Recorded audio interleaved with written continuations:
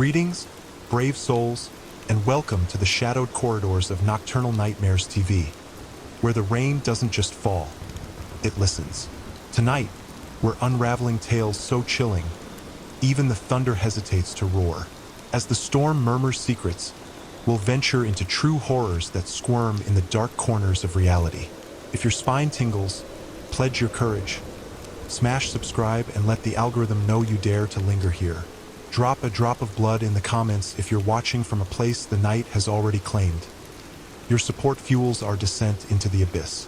Now, steady your pulse, lock your screen's glow, and let the whispers of these stories crawl into your ears. The darkness is listening. Are you? The plush armchair felt alien beneath me. The familiar scent of lavender and beeswax in Dr. Albright's office now laced with a metallic tang of fear. His voice, usually a comforting baritone, was a distant echo. You're safe, Sarah. Just relax. We're going to confront the trauma, understand it, and release it. I had trusted him to guide me through the murky depths of my grief. I'd agreed to the hypnosis, desperate to finally break free from the suffocating weight of guilt and loss. My brother, Leo, drowned 10 years ago. I was there. I should have been able to save him. Now I was underwater. The cold, murky water of the creek engulfed me, the familiar sting of silt in my eyes. Sunlight dappled weakly through the surface, tauntingly out of reach. I could see Leo, his 8-year-old body flailing, his face contorted in panic terror. He reached for me, his small hand desperately stretching. I kicked, propelled myself towards him, the familiar feeling of inadequacy clawing at my throat. I was too slow, always too slow. This wasn't a recollection. This was a visceral replay. The panic in Leo's eyes burned into my soul. I grabbed his hand, but he was heavier than I remembered. Heavier with the water he'd swallowed, heavier with the weight of my failure. He clung to me, his grip desperate and frantic. Then something changed. His eyes, wide with terror moments before, became glassy, almost knowing. A strange, eerie calm settled over his face, and he pulled me down, not by accident, not in a struggle for survival. He looked directly at me, a silent, accusatory gaze, and deliberately dragged me deeper into the cold, suffocating depths. My lungs burned. I fought against him, against the relentless pull, against the crushing pressure. I clawed at his face, desperate for release. Then, blackness. I gasped awake, choking on the phantom water, my heart hammering against my ribs. The creek, its treacherous currents, the sight of Leo's lifeless eyes, were still vivid, the terror still raw. "Doctor," I croaked, my voice hoarse. "Dr. Albright, I need you to wake me up. It's not working." He pulled me down. Silence. Only the rhythmic ticking of a grandfather clock in the corner of the room. A macabre metronome counting down my sanity. I tried to sit up, but my body felt heavy, leaden. I was still trapped in the memory, trapped in the hypnosis. The creek. I was back in the creek. Leo, younger this time, maybe 6, splashing gleefully in the shallow water. He looked up at me, his face beaming. "Sarah, watch me." He waded deeper, too deep. He stumbled, lost his footing, and disappeared beneath the surface. The terror returned, sharp and immediate. I lunged forward, but again I was too slow. This time I knew what was coming. I reached for him, dread pooling in my stomach, and as his eyes locked with mine, I saw the same unsettling calm, the same silent accusation. He reached for me not for rescue, but to drag me down with him. He pulled. I struggled. Blackness. Again, I woke in the chair, the lavender and beeswax cloying, the silence deafening. I screamed, but no sound escaped. This wasn't just a memory, it was a prison. Each time was different, yet the same. Sometimes he was smaller, sometimes bigger. Sometimes he panicked, sometimes he was calm. But always he pulled me down. Always he drowned us both. I tried to break free from the hypnosis, to force myself to wake, to scream for help, but my body remained unresponsive, a puppet controlled by a twisted puppeteer. Days, or perhaps only hours, blurred into a horrifying, repetitive cycle. The creak, Leo's eyes, the pull, the blackness. Dr. Albright's silence became its own form of torture. Was he even there? Was this some kind of grotesque experiment? Had I been wrong to trust him? I lost count. The next iteration, I decided to try something different. When Leo reached for me, his eyes filled with that chilling calmness. I didn't fight. I didn't struggle. I let him pull. As the water closed over my head, I closed my eyes and thought of Leo, not as the accusing ghost, but as the vibrant, laughing boy he once was. I pictured his infectious grin, the way he'd chase butterflies in the meadow, the way he'd call me his bestest sister in the whole wide world. I focused on those memories, pushing the terror away, embracing the love I had for him. I thought of his laughter, his warmth, his light, and for the first time, as the blackness enveloped me, it wasn't a void. It felt peaceful. I woke up, not gasping for air, not choking on phantom water, just awake. The lavender and beeswax were still there, but the metallic tang of fear was gone.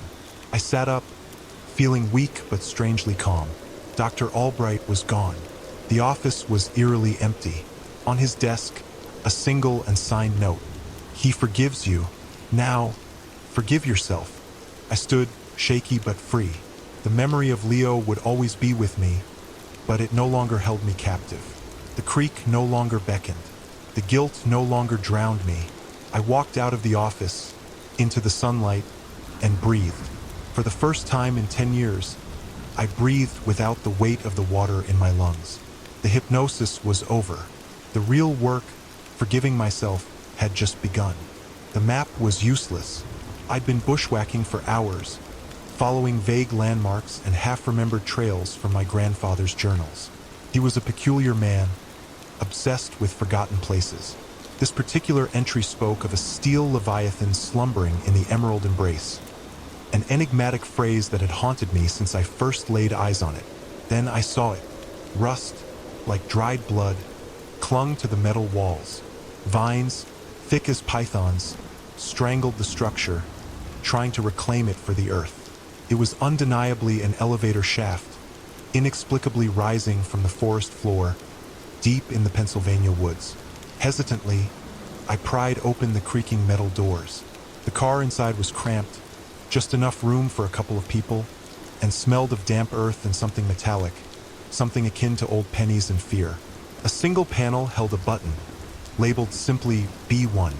My heart hammered against my ribs. B1 to where? Curiosity, that insidious siren, lured me in. I pressed the button. The car shuddered, a groan of protesting metal echoing through the silent woods. Then it began to descend, slowly at first, then with unsettling speed. The illuminated numbers above the door flickered, counting down the levels.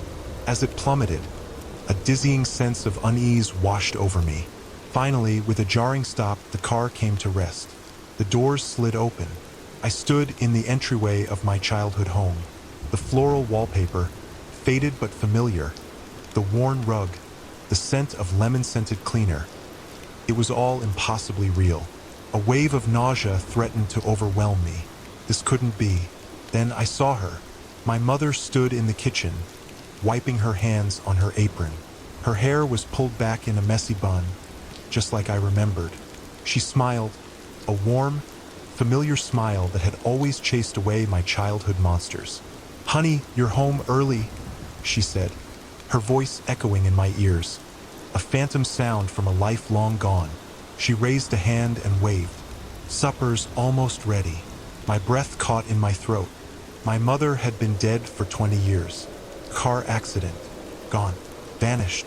And here she was, alive and well, bathed in the warm, golden light of a setting sun filtering through the kitchen window. Couldn't move, couldn't speak.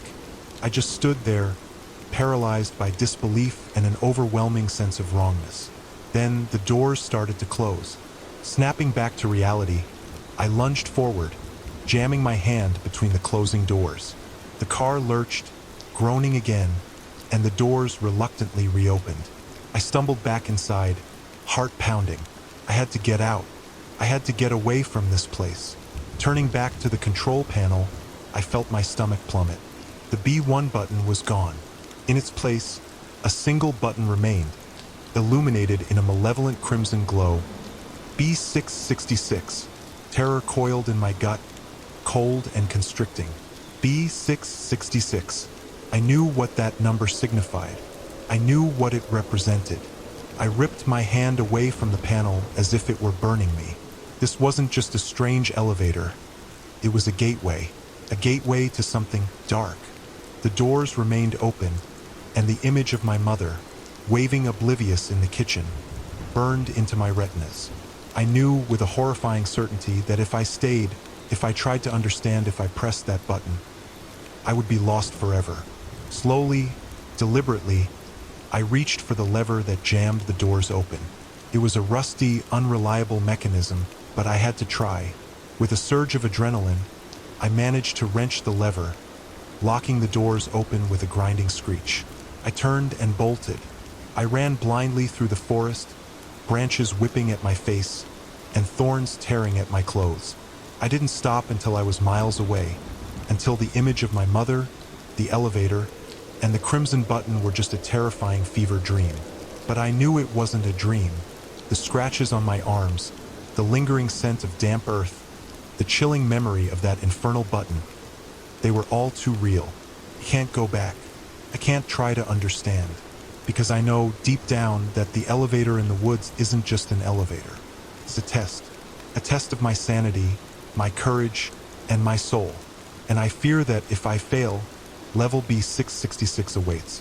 The jar sat on my vanity, gleaming under the soft light. Eternal youth, the label whispered in elegant script. I'd scoffed when I bought it. Another empty promise in a world saturated with them. But the lines around my eyes were deepening, the laugh lines turning into trenches, and vanity, that insidious beast, had finally won. The first few days were bliss. My skin felt smoother, tighter. The fine lines were fading, replaced by a youthful glow I hadn't seen in years. My reflection became my friend again. I slathered on the cream religiously, oblivious to the subtle shifts happening beneath the surface. Then came the itching, an unbearable, crawling sensation that no amount of scratching could relieve. I told myself it was just dry skin, a side effect of the powerful formula. I doubled down on the cream, desperate to maintain the fleeting illusion of youth. The flaking started next. Tiny, almost invisible flakes, like dust motes dancing in the sunlight. I dismissed them as dead skin, a natural process amplified by the cream's exfoliating properties. But the scales grew larger, more pronounced, paper-thin shards peeling away to reveal raw, pink skin underneath. The itching intensified, driving me to distraction. I clawed at my face in the dead of night, waking to find my pillow covered in a mosaic of my own skin. Panic began to set in. I considered stopping the cream, tossing the alluring jar into the trash. But the promise of eternal youth, once a distant fantasy, now felt like a lifeline. I couldn't bear the thought of watching my progress unravel, of seeing the lines return, the shadows deepen. The turning point came one morning as I peered into the mirror. I expected to see my tired eyes, my thinning lips, the familiar map of wrinkles that told the story of my life. Instead, I saw someone else. My reflection stared back, but it wasn't me. The jawline was sharper, the cheekbones more prominent, the nose a different shape entirely. The eyes, once a soft hazel, were now a startling emerald green, filled with a terror that mirrored my own. The skin was still shedding, large patches peeling away like molting snake skin, revealing more and more of this unfamiliar face beneath. It was a beautiful face, undeniably younger, but utterly alien. A sound escaped my lips, a choked gasp that turned into a strangled scream. The woman in the mirror screamed back. I stumbled back, my hands flying to my face, fingers tracing the unfamiliar contours, the high cheekbones, the delicate curve of the jaw. This wasn't me. This couldn't be me. The truth crashed down upon me with the force of a tidal wave. The eternal youth cream wasn't just smoothing wrinkles. It was replacing my skin, cell by cell, with someone else's. I was being erased, overwritten, consumed by the promise of a youth that wasn't mine to claim. I ran, stumbling through the house, desperately searching for something, anything, to stop the process. But it was too late. I could feel the old me slipping away, the familiar thoughts and memories blurring, replaced by fragments of a life I didn't recognize. Now, trapped in the body of this stranger, I'm haunted by her memories. She was beautiful, successful, and utterly miserable. Her life was a gilded cage, and I, in my desperate pursuit of youth, had walked right into it. The shedding continues, but it's slowing now. The transformation is almost complete. I look in the mirror and see her face, the one that now possesses my body, my life. But behind those emerald eyes, a flicker of recognition remains. A tiny spark of the woman I used to be, screaming silently, trapped within a face that isn't hers. And I know with a chilling certainty that the true horror of the eternal youth cream isn't just the theft of my identity, but the knowledge that somewhere out there, the woman whose face I now wear is experiencing the same agonizing transformation, replaced by the aging, wrinkled face I so desperately tried to escape. We are swapping fates, trading lives like unwanted clothes, victims of a twisted alchemy fueled by our own vanity. And the screaming never stops. It just gets quieter, lost in the echo chamber of someone else's life. The Soul Snatcher filter was a joke. A dark, morbid joke that went viral for all the wrong reasons. It promised a dramatic, albeit momentarily unsettling, effect. Your face would simply vanish, smoothed over, erased, leaving a porcelain doll blankness in its wake. Funny for a fleeting Instagram story, right? Wrong. The first whisper of trouble came from the comment sections. My friend used this, and now they've deleted their account. Has anyone seen Sarah since she posted with the Snatcher? At first, it was dismissed as internet hyperbole, the kind of thing that thrives in the fertile ground of online paranoia. But then the disappearances started to climb.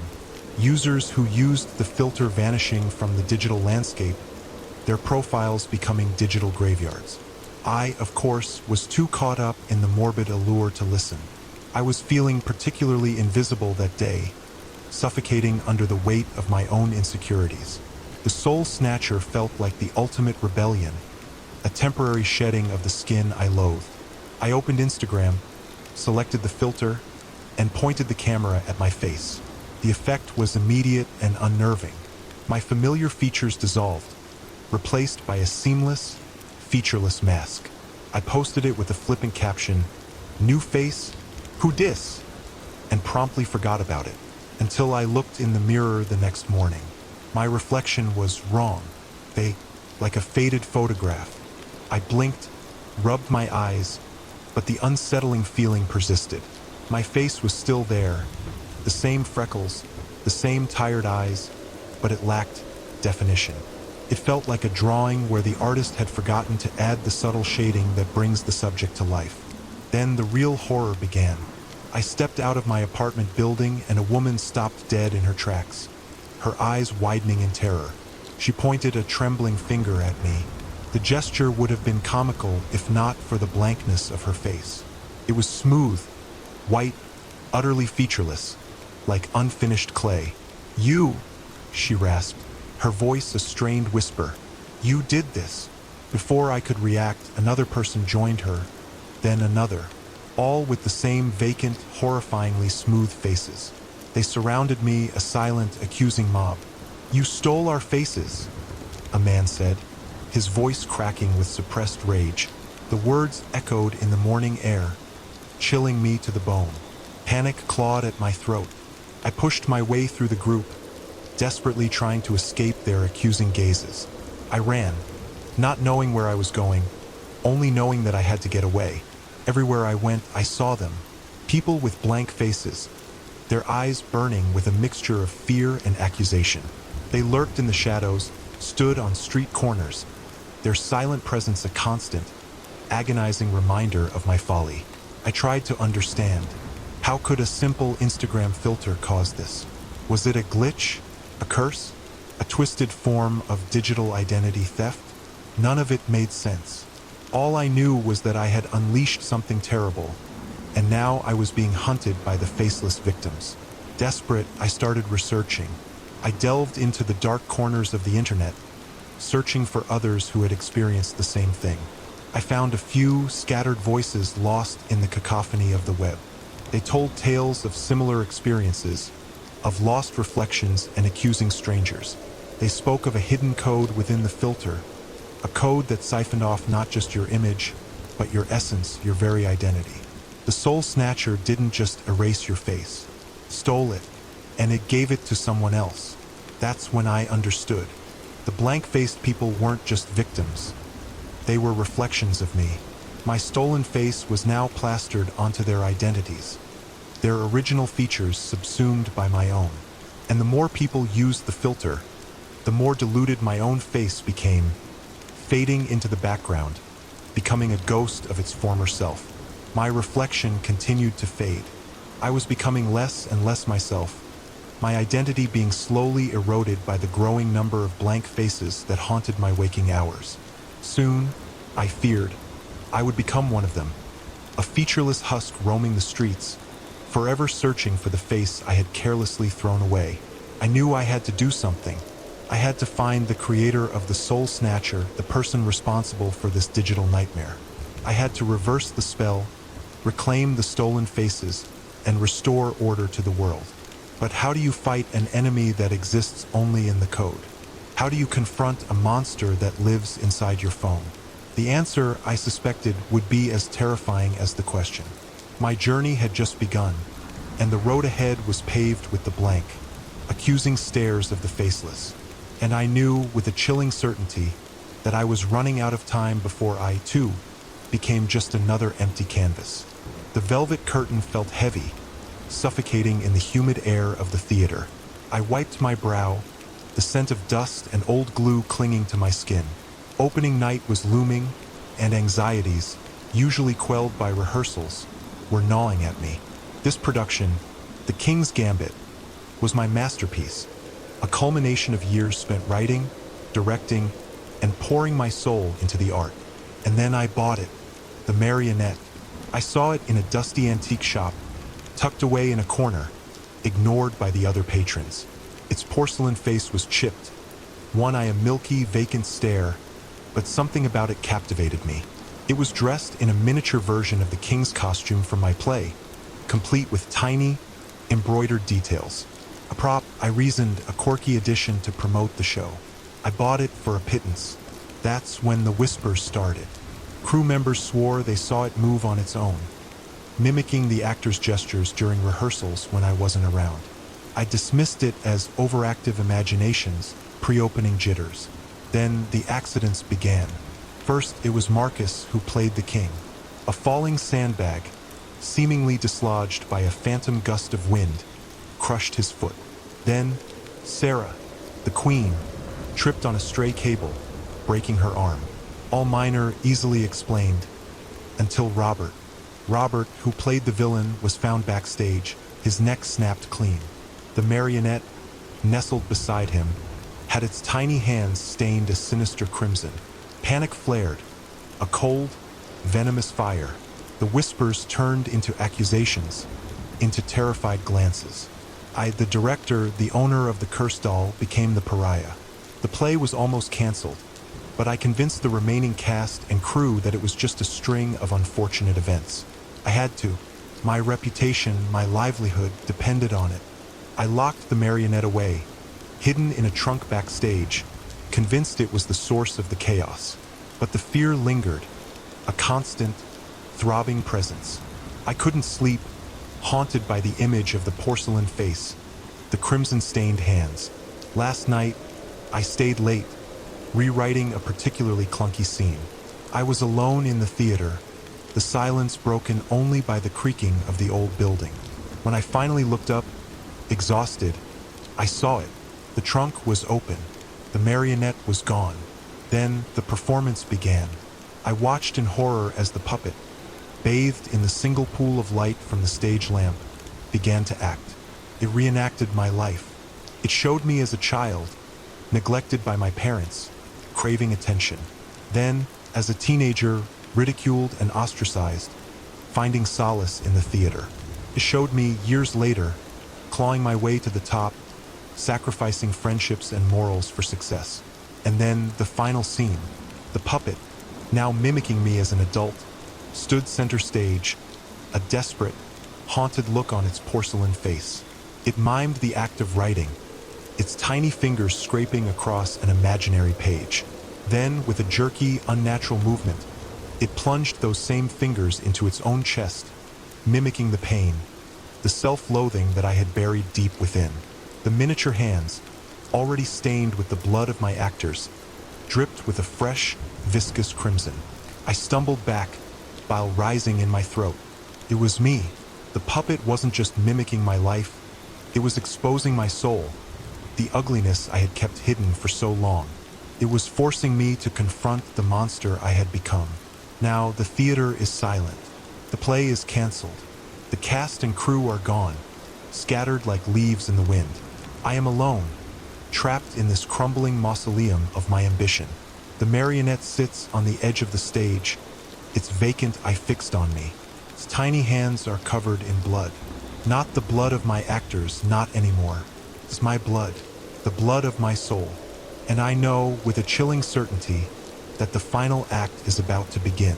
This time, I'm not the director. I'm the puppet. And the puppeteer is something far more sinister than a dusty doll. It's the darkness within me, the darkness I created, and now it's finally going to pull the strings. The chipped, ceramic mug warmed my hands, but did nothing to thaw the icy dread creeping up my spine. Yesterday's headline, scrawled in the pen's unsettlingly precise script, was a blaring, red siren in my memory. Local woman dies in house fire. I dismissed it then. A tragic coincidence. Another sad story in a world overflowing with them. Now, staring at the headline the pen had just produced, a fresh, chilling prophecy staring back at me from the notepad. You'll burn tonight. Coincidence was a luxury I couldn't afford. The gas stove hissed. I jumped back, nearly knocking the mug off the counter. The burner, previously dormant, was now spitting a blue flame, filling the small kitchen with the faint, acrid smell of gas. My heart hammered against my ribs, a frantic drumbeat against the encroaching silence of the apartment. I hadn't touched the stove. I hadn't even been near it. The pen.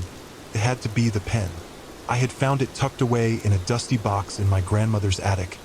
A sleek, ebony thing with a heavy, solid feel. Initially, I'd been charmed by its smooth glide across paper, impressed by the elegant, almost antique, script it produced. Then, out of boredom, I'd started using it to write random headlines, fictional news stories, just for fun. Now, fun felt like a distant, naive memory. I lunged for the stove, twisting the knob with trembling fingers. The flame sputtered and died, leaving a lingering scent of danger in the air. My gaze darted around the kitchen, searching for answers in the familiar clutter. Had someone broken in? Was this some kind of elaborate, twisted prank? But the lock on the door was undisturbed. The windows were secure. There was no sign of forced entry. The only suspect was the pen, lying innocently on the kitchen table, its ebony surface gleaming under the harsh fluorescent light. I picked it up, gingerly, as if handling a venomous snake. What was its purpose? Was it just a bringer of bad news? A morbid fortune teller? Or was it actively shaping the future, orchestrating the events it predicted? The thought was terrifying. I needed to test it. I grabbed the notepad and, with a shaky hand, wrote, "The power will go out at 8 p.m. I looked at the clock. 7:52. My breath hitched. I paced nervously, flicking the light switch on and off. The lights flickered, then steadied. 7:57. I held my breath, my eyes glued to the clock. 8 o'clock. Nothing. Relief washed over me. A brief oasis in the desert of fear. Maybe it was just a fluke, a horrifying coincidence. Then, at 8:01, the lights went out. Darkness plunged the apartment into an oppressive, suffocating black. I stumbled, knocking over a chair in my panic. The power outage was enough to scare me, the knowledge that the pen's prediction had come true, the true horror to dawn. Not the darkness, as the darkness hides the danger. I fumbled for my phone, its screen a beacon in the gloom. The headline swam before my eyes. "You'll burn tonight." The smell of gas was back, stronger this time. I spun around, my flashlight beam dancing across the kitchen. A thin wisp of smoke curled from beneath the oven door. The pilot light must have died, and gas was leaking out, filling the room. The pen wasn't just predicting the future, it was creating it. Panic clawed at my throat. I had to get out. Now, I snatched up the pen. I didn't know why, but I couldn't leave it behind. It was the key somehow to all of this. As I reached for the door, a thought struck me with the force of a physical blow. What if I could change the future? What if I could rewrite the pen's prophecy? I hesitated, my hand hovering over the doorknob. I could escape, maybe survive the night, but the pen would still be there, waiting to write another terrifying headline. Couldn't run. I had to fight. I ran back to the table, the gas fumes stinging my nostrils. With trembling hands, I flipped to a clean page in the notepad. The pen felt heavy in my grip, almost resisting my touch. I took a deep breath and wrote, "The gas leak is fixed immediately." Then, I braced myself and wrote, "You will be safe tonight." The moment the last word left the pen, the smell of gas seemed to dissipate, replaced by the faint, clean scent of laundry detergent from the hallway. I rushed back to the stove, my heart pounding. The oven door was cool to the touch. I didn't know if it had worked. I didn't know if I had cheated fate or only postponed my doom. But I knew, with a chilling certainty, that my life had changed forever, bound to the whims of a pen that wrote the future. The power flickered back on. I looked at the notepad. Underneath the headline I had written, the pen, as if by magic, wrote, "For now." The first sign was the flour, not the using it for baking kind of flour. The spilled on the counter, smeared on the shelves, mysteriously vanished from the bag kind. Then came the whispers, low, sibilant murmurs emanating from behind the pantry door, late at night when the rest of the apartment was silent. I'd moved in with Sarah through a hastily arranged online ad. She seemed normal enough during our brief video call, a bit shy, maybe, but clean and employed. Her profile picture showed a young woman with kind eyes and a messy bun, holding a mug of what I assumed was coffee. Now, 2 weeks in, I was starting to think that coffee might have been a euphemism for something a lot stronger, or perhaps something else entirely. Sarah never left the pantry, never came out to watch TV, never joined me for takeout, never even ventured out to use the bathroom. I'm still trying to figure that one out. She just lived in there, surrounded by jars of pickles and half-eaten bags of chips and, of course, that damn flour. I tried talking to her, of course, knocking on the pantry door, asking if she needed anything. Her replies were always the same, a muffled, "I'm fine, thank you," followed by that unsettling whispering. Last night, curiosity and a creeping sense of dread finally got the better of me. I told myself I was worried, that maybe she was sick, maybe she needed help, but deep down, I knew it was something else, something darker. Armed with a flashlight, I crept up to the pantry. The whispering was louder tonight, a chorus of tiny voices. Taking a deep breath, I slowly, silently, cracked the door open. The smell hit me first, a cloying sweetness mixed with a sharp, acrid stench that made my stomach churn. The pantry was even more chaotic than I imagined. Flour coated everything. Jars were overturned, their contents oozing onto the floor. But the worst was in the center, where a single bare bulb cast a sickly yellow light. There was no Sarah. Instead, piled haphazardly on the floor, slumped against a half-eaten container of peanut butter, was a mound. A writhing, shimmering, clicking mound. An enormous pile of cockroaches, arranged in the approximate shape of a human body. And draped over them, clinging precariously to their slick, chitinous shells, was Sarah's favorite blue sweater. My mind struggled to process what I was seeing. Disgust, horror, and a strange, creeping fear washed over me in waves. I wanted to scream, to run, to do anything but look, but I was frozen, paralyzed by the grotesque spectacle before me. Then the mound shifted. The roaches, in unison, turned their antennae towards me. A low, guttural hiss emerged from their collective mass. "Join us?" they rasped, the sound somehow vibrating within my very bones. The flashlight slipped from my numb fingers, clattering to the floor and plunging the pantry into near darkness. I stumbled back, slamming the door shut with a desperate, trembling hand. I'm writing this now, huddled in my room, the door locked, a chair wedged beneath the knob. The hissing is still there, faint but persistent, seeping through the walls. I can feel them, feel their tiny legs scuttling, feel their dark eyes watching me. I don't know what Sarah was or what she wanted with me. I don't know why they asked me to join them, but I know one thing: I have to get out. I have to leave this apartment, this city, before it finds a way to get to me again. I can hear them scratching at the door now. The whispering is getting louder, closer. They're calling my name. I have to go. I have to leave now, before it's too late. The notification popped up on my phone. A dancing emoji followed by, "OMG, have you heard this?" From my friend, Chloe. Attached was a TikTok. I was bored, scrolling aimlessly, so I tapped. The audio started innocently enough. A low, humming drone, almost hypnotic. Then came the shift. A high-pitched whine, layered with something guttural and unsettling, reverberated through my earbuds. It lasted maybe 3 seconds. The video showed a girl collapsing dramatically onto her bed, caption reading, "I'm dead." I snorted, typical TikTok drama. But as I went to scroll on, a faint ringing started in my ears. I dismissed it as fatigue. College finals week had been brutal. The next morning, the ringing was louder. I chalked it up to sleeping on it wrong. I popped an ibuprofen and went to class, trying to ignore the persistent hum that seemed to vibrate in my skull. That evening, the ringing intensified.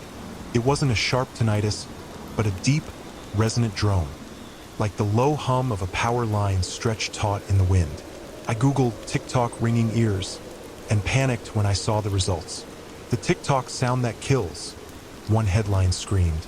Articles detailed a viral audio clip that caused viewers to collapse, experience seizures, and, in some extreme cases, enter comatose states. The consensus? The sound was manipulating brainwaves, inducing a dangerous form of synesthesia. Ridiculous, I told myself. Viral panic, conspiracy theory. But the ringing was relentless. Sleep offered no escape. I tossed and turned, haunted by whispered chants. Shadowy figures cloaked in black, faces obscured, rhythmically intoned the sound. The hum, the whine, the guttural undertones, all woven into a terrifying symphony of dread. I'd wake up drenched in sweat, the ringing amplified. Finally, I caved. I went to Dr. Ramirez. He ran tests, hearing tests, neurological scans, even an MRI. Everything came back within normal parameters. "It's probably just stress," he said, scribbling a prescription for anti-anxiety medication. "College is tough. Get some sleep." Sleep? Sleep was a torture chamber. I swallowed my frustration and popped the pill. It did nothing. The ringing persisted. The shadows intensified. One night, I managed to record the sound I heard in my head while I was sleeping. I played it back the next day. The recording was static, empty, but I knew the sound was there, buried beneath the surface, only audible to me. I was becoming the receiver. The ringing became more complex, more precise. It felt like someone was slowly dismantling my brain, piece by piece, each neuron disconnecting with a sickening pop. I started losing track of time, forgetting simple things, where I put my keys, what I was saying mid-sentence. I went back to Dr. Ramirez, frantic. "Something is wrong. It's not stress. The sound, it's unraveling me." This time, he looked at me with a different glint in his eye. "Pity, maybe. Your MRI showed some unusual activity in your parietal lobe. It seems your brain is reorganizing itself. Unraveling, as you put it, is a poetic yet somewhat accurate description." He recommended a psychiatrist. I refused. I wasn't crazy. I was dying from a TikTok sound. I locked myself in my room, determined to fight. I tried white noise, meditation, even listening to other TikTok sounds, hoping to overwrite the original. Nothing worked. Then, one day, I stumbled on something in the online forums. A comment buried deep in a thread about the sound. It spoke of a counterfrequency, a specific audio wave designed to neutralize the original. The user posted a link to a strange, amateurishly created website. Skeptical but desperate, I clicked. A single button sat on the screen. Play counterfrequency. I hesitated. What if it made things worse? What if it accelerated the disintegration? But the ringing was reaching a fever pitch. I felt myself slipping away. I closed my eyes and clicked the button. A low, resonant hum filled the room. It was similar to the original, but different. Cleaner, pure. It resonated with the ringing in my ears, not fighting it, but harmonizing. For the first time in weeks, the ringing began to subside. The shadows faded. My head felt clearer, but as the counterfrequency played, a new sensation crept in. A pulling, a tugging deep within my skull. It felt like something was being extracted, pulled from the very core of my being. The ringing was almost gone, but the pulling intensified. It was painful, agonizing. I gasped, clutching my head, convinced my brain was about to explode. Then, just as suddenly as it started, it stopped. The counterfrequency faded. Silence. Complete, utter silence. The first silence I'd heard in weeks. I opened my eyes. The room was bathed in sunlight. The air smelled fresh. I felt normal, but something was missing. I looked in the mirror. My reflection stared back, but the eyes, they were different, colder, empty. The counterfrequency had worked. It had silenced the ringing, but in doing so, it had removed something else, something essential, something that made me me. The TikTok sound hadn't killed me. It had just left me hollow. And now I wonder, what do hollow people do? The library smelled of dust and forgotten languages, a comforting aroma that usually soothed my anxieties. But not today. Today, the air hung thick with a dread I couldn't name. It started innocently enough.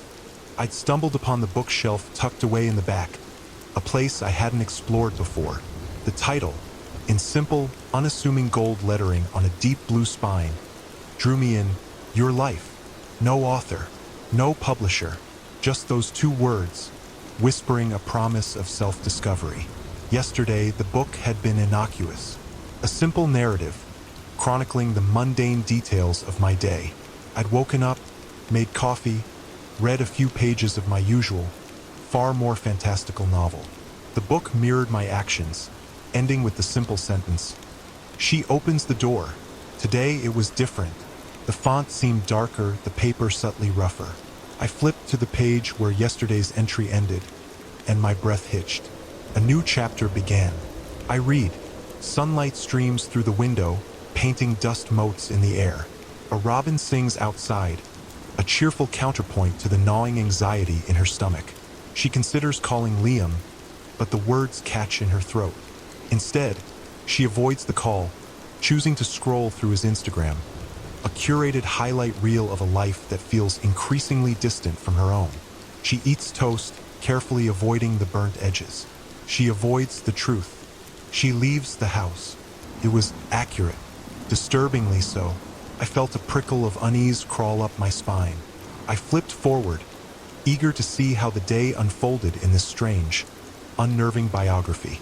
The pages turned easier, almost as if propelled by an unseen force. I saw entries detailing my rushed walk to work, the strained conversation with my boss, the tasteless sandwich I ate for lunch. Then the chapter ended. She unlocks her apartment door, the familiar scent of lavender and old books failing to soothe the rising panic. Something is wrong, terribly wrong. She steps inside. She screams. A cold sweat broke out on my forehead. I stared at the words, each one burning into my retinas. I hadn't screamed yet. I hadn't even unlocked the door. But the book seemed to know. Frantically, I tried to skip ahead. to see what awaited me beyond that single horrifying word. But the pages resisted, stubbornly glued together. My hands, slick with perspiration, trembled as I tried to peel them apart. The paper felt older, more brittle, like parchment baked by the desert sun. Finally, with a ripping sound that echoed in the silent library, I managed to separate the pages. The next chapter was blank, stark white, just empty space waiting to be filled. My heart hammered against my ribs. I was running out of time. Desperate, I slammed the book shut. Maybe, just maybe, if I didn't read it, if I ignored its pronouncements, I could change the course of events. But even as I clutched the book to my chest, a chilling realization dawned on me. The library felt different, denser. The aroma of dust and forgotten languages had intensified, morphing into something acrid and suffocating. I turned, my eyes scanning the shelves. The books seemed to lean closer, their spines adorned with titles I didn't remember seeing before. The Price of Curiosity, The Illusion of Control, The Inevitable Descent. Panic clawed at my throat. I had to escape. I had to get out of this library, this cursed place. I ran, blindly, towards the entrance, the book heavy in my arms. As I reached the doors, a figure emerged from the shadows. The librarian, a woman I'd always found vaguely comforting, now stood bathed in an eerie, unnatural light. Her face was obscured, her features blurred, as if she were a figure from a half-forgotten dream. She held out a hand, her fingers long and bony. Returning so soon? Her voice was a low, rasping whisper that seemed to vibrate in my very bones. I shook my head, backing away. I can't. I need to. The book is not yours to keep, she said, her voice hardening. It belongs to the story. Suddenly, I knew. The book wasn't just predicting my life. It was writing it, and I was trapped within its narrative. I looked down at the book in my hands. The pages felt rougher now, almost like sandpaper. The title, Your Life, seemed to pulse with a dark, malevolent energy. I looked back at the librarian, a silent plea in my eyes, but her expression remained unreadable, a mask of ancient and unspeakable knowledge.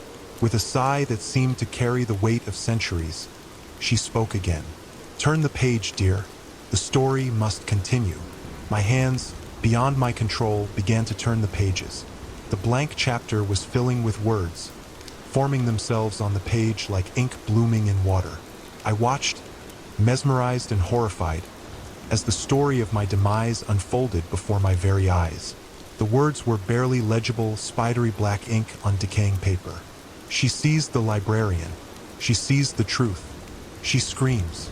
The lace felt like spun moonlight when I first saw it. A vintage wedding gown, displayed in a dusty antique shop window. It was breathtaking. Ivory silk, intricate beading, and a history whispered in every stitch. I had to have it. Mark, my fiancé, thought it was beautiful too, albeit a tad dramatic for our simple garden wedding. Like you're marrying royalty, he joked. Now, I suspect I am. It started subtly. Restless nights, dreams filled with swirling mist and the chilling scent of damp earth. Then came the sleepwalking.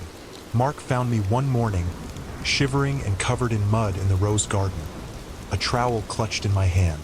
I hadn't the faintest idea how I got there. We laughed it off, blamed pre-wedding jitters. But the dreams intensified. The sleepwalking became more frequent, more directed. I'd wake up dirt-caked, my fingernails broken and bleeding. Mark started locking the doors at night. One morning, he looked at me with genuine fear in his eyes. "Alara," he said, his voice trembling. "You were chanting in your sleep. It wasn't English. It sounded ancient." I dismissed it, clinging to rationality. Stress, exhaustion, a vivid imagination.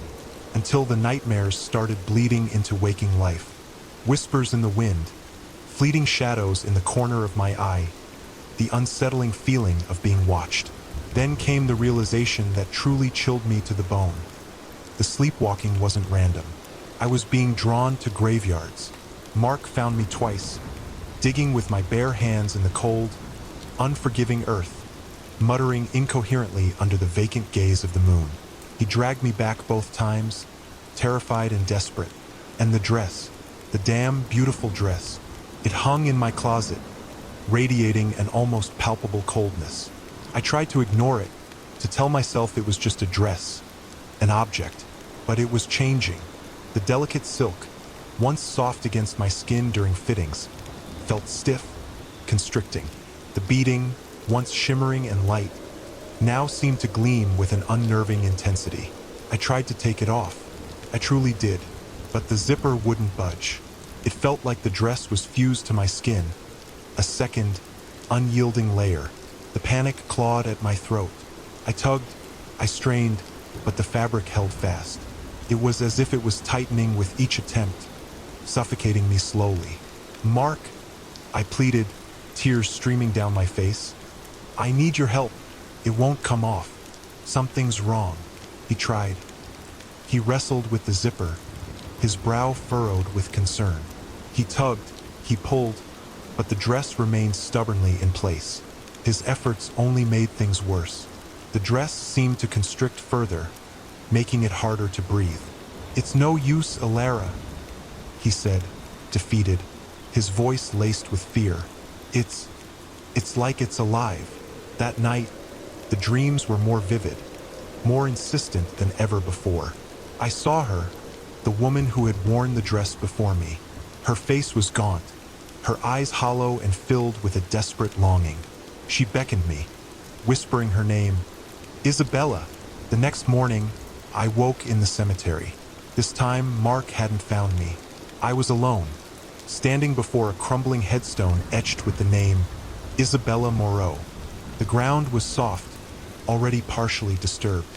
My hands were raw and bleeding, the dirt clinging to my skin. Then I understood. The dress wasn't just possessing me, it was using me. Isabella wanted to be unearthed. Her restless spirit, trapped and yearning, was using me to find her final resting place. I started digging again, driven by a force I couldn't control. As the earth gave way, I unearthed a small wooden box. Inside, nestled amongst faded velvet, was a tarnished silver locket. As I clutched it in my hand, a wave of understanding washed over me. Isabella had been betrayed, murdered, buried without recognition. The locket, her most treasured possession, was the key. That night, back in my bedroom, the dress seemed to pulse with a life of its own. The whispers intensified, Isabella's voice now clear and demanding. "Acknowledge me," she pleaded. "Bring me justice." I knew what I had to do. I found an old book on rituals and incantations. I prepared a ceremony by candlelight in the garden, the dress heavy and suffocating around me. Mark watched from the doorway, his face etched with a mixture of fear and concern. As I began to chant in the dead language Isabella had spoken in my dreams, the dress seemed to loosen its grip. The air crackled with energy. The locket in my hand grew warm. It was a battle, a struggle for control between my will and Isabella's desperate yearning for vengeance. Finally, as the first rays of dawn kissed the horizon, it was over. The dress shimmered, the weight lifted. It lay upon the ground, lifeless, a discarded husk. I was free, but the experience had changed me. I knew I couldn't marry Mark, not yet. I needed to understand what had happened, to unravel the threads of Isabella's story and find her peace. The dress was gone, but the memory of its cold embrace, the echoes of Isabella's desperate whispers, would stay with me forever. My journey had just begun. It was a journey into the heart of darkness, a journey to bring justice to a forgotten soul, and a journey to finally understand myself. The wedding could wait. Some bonds are stronger than love, and some dresses hide secrets that are better left undisturbed. The porch light cast a sickly yellow stain across the lawn, barely reaching the edge of the shadows that clung to the ancient oak tree. I chewed on my thumbnail, peering through the gap in the curtains. He was there, Mr. Green. He stood rigid, a shadowy sentinel against the muted glow of the street lamp. His silhouette was unmistakable. The boxy build, the hands clasped behind his back, the way he tilted his head slightly as if listening for something only he could hear. And the clicking, always the clicking. Last week, it had been a pronouncement in the twilight. "You're breaking curfew," he declared, his voice raspy and carrying the weight of officialdom, despite him being nothing more than our self-appointed neighborhood watch leader. The ridiculous thing was I wasn't. I'd simply been bringing the trash cans in after dinner, a perfectly acceptable activity at 8:30 p.m. He hadn't apologized. He'd just adjusted his glasses and resumed his patrol. Now it was worse. Now he was outside my house. The clicking wasn't just rhythmic. It felt targeted. Each tick of that infernal stopwatch burrowed into my skull, a persistent, maddening percussion. The silence surrounding it was even more unsettling. The neighborhood, usually a symphony of distant traffic and chattering crickets, was eerily muted. Even the birds had abandoned their evening chorus. Just the ticking and Mr. Green. I tried to reason with myself. He was just a man, albeit an intensely irritating one. Maybe he was just checking on my house, being a diligent watchman. Maybe, but his gaze, even from this distance, felt heavy, accusatory. He knew I was watching him. He wanted me to be. My phone buzzed. It was Sarah, 2 houses down. "Sarah, he's by your place again?" Me, "Yep. Stop watch and all." Sarah, "Creep. He was outside Mrs. Henderson's yesterday, staring at her garden gnomes." Me, "He said I was breaking curfew last week." "I wasn't." Sarah, "He told Mr. Peterson his lawn was 2 millimeters too long." The stories were accumulating, whispers of Mr. Green's escalating obsession, his descent into petty tyranny. He was turning our quiet, unremarkable street into his own personal kingdom. I couldn't take it anymore. I took a deep breath and walked to the front door, my heart hammering against my ribs. I switched off the porch light, plunging the lawn into deeper shadow. I opened the door slowly, the hinges groaning in protest. The clicking stopped. Mr. Green turned. In the darkness, his face was just a pale blur. "Mr. Green," I said, my voice surprisingly steady. "What do you want?" He didn't answer. He just stood there, a silent, imposing figure. "Are you going to accuse me of another phantom curfew violation?" I pressed, frustration bubbling to the surface. "Are you timing how long it takes me to breathe?" He finally spoke, his voice a low rumble. "Just making sure everything's safe." "Safe?" I scoffed. "Or under your surveillance?" He flinched, the slightest tremor betraying his composure. He looked away towards the street. "This isn't right, Mr. Green," I continued, emboldened by his discomfort. "This isn't what a neighborhood watch is supposed to be. You're scaring people. You're making us feel unsafe." He remained silent for a long moment. Then he sighed, a sound that seemed to carry the weight of years. He slowly reached into his pocket and retrieved something. It wasn't the stopwatch. It was a flashlight. He switched it on, the beam cutting through the darkness. He shined it, not on me, but on the cracked pavement in front of him. "Lost my keys," he mumbled, his voice barely audible. "Thought I dropped them out here earlier." He started to move, the flashlight beam dancing across the lawn, the driveway, the flower beds. He wasn't patrolling. He was searching. The silence stretched out between us. Different now. This wasn't the oppressive silence of surveillance. This was the silence of a lonely man, desperately trying to fill the void in his life with something. Anything. I watched him fumble with the flashlight, his movements clumsy and uncertain. The clicking had stopped. Maybe, just maybe, I thought it was time to let him search. "I can help you look," I offered, stepping onto the porch, pulling the shadows away. "Come on. It's probably just under the tree." He looked up, surprised. For the first time, I saw not a neighborhood tyrant, but a tired, aging man, lost in the growing darkness. He nodded, a flicker of something I couldn't quite name in his eyes. "Thanks," he said, his voice almost a whisper. "Thanks. That would be good." And for the first time that night, the neighborhood wasn't silent. It was filled with the quiet rustle of leaves and the tentative footsteps of 2 people, searching for lost keys in the dark. The static crackled, a sound I'd grown to associate with the ungodly hours. 3 a.m. Again.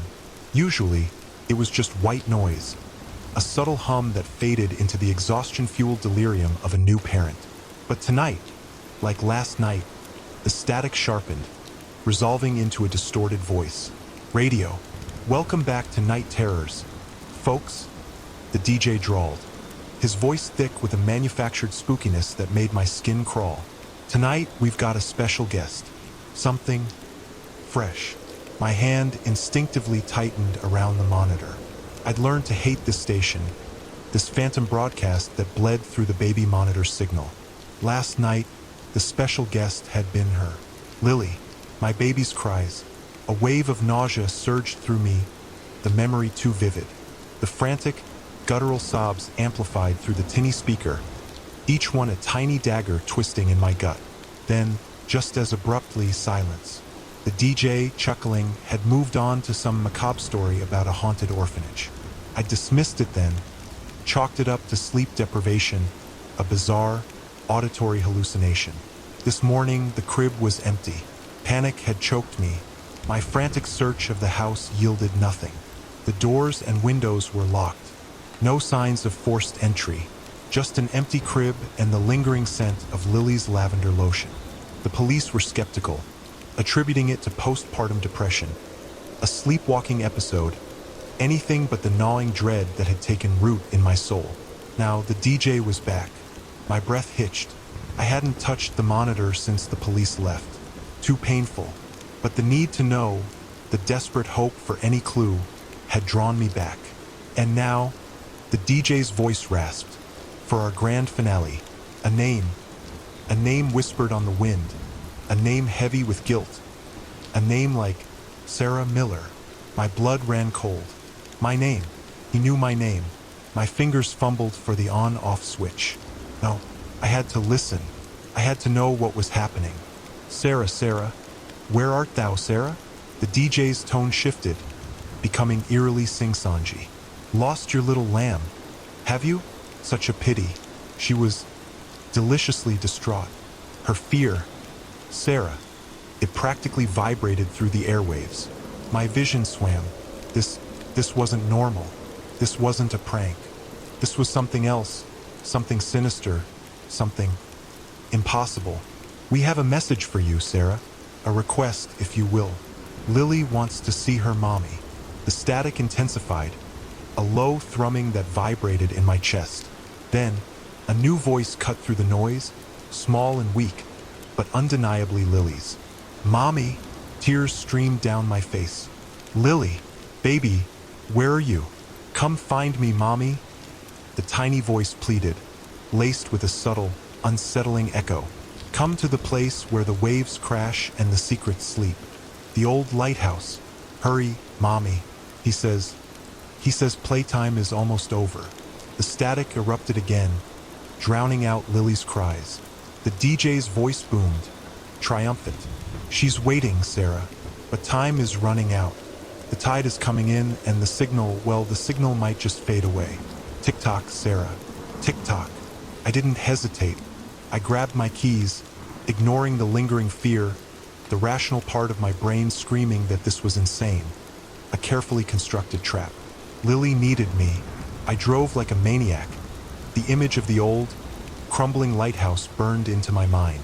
It stood on a rocky outcrop, battered by endless waves, a silent sentinel guarding the secrets of the sea. I hadn't been there since I was a child, a time before Lily, before this nightmare.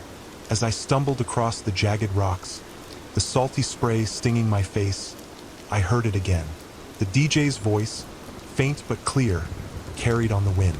Almost there, Sarah. Almost there. But are you sure you want to know the truth? Are you sure you want to see what's become of your little lamb? Ignoring him, I pushed open the rusted metal door of the lighthouse.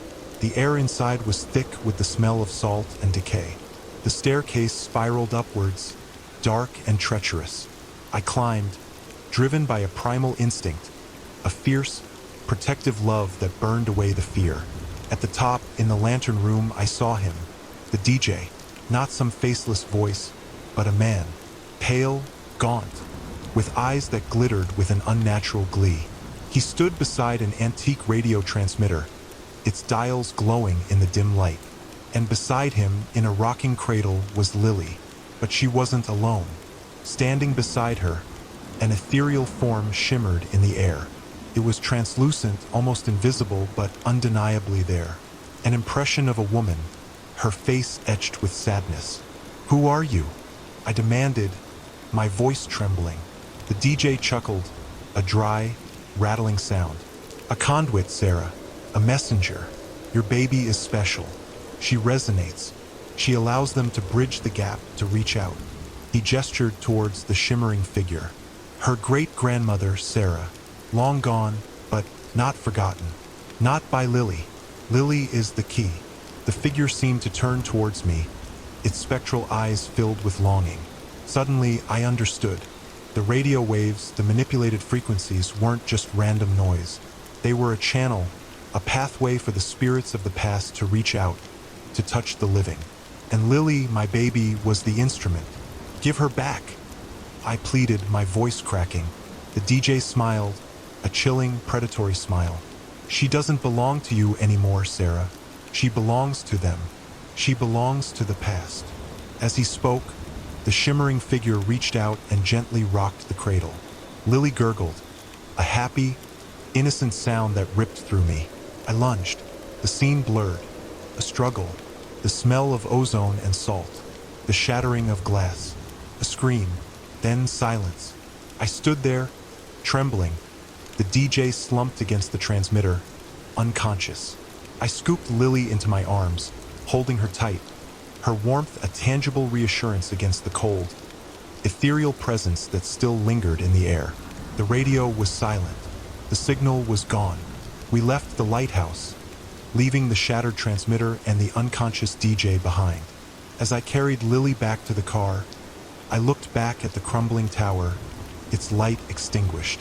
I knew, deep down, that this wasn't over. The past had found a way to reach us, and it wouldn't give up so easily. But for now, I had Lily, and that was all that mattered. The battle for her soul had just begun. The notification ping was usually a siren song, validation in the form of likes, shares, and comments. Today, it felt like fingernails scraping against my skull. #DareTheDarkness was trending. I should have been ecstatic. I wasn't. It had started innocently enough. Anya Sharma, fitness influencer extraordinaire, was feeling creatively bankrupt. My yoga poses were getting stale, my smoothie recipes predictable.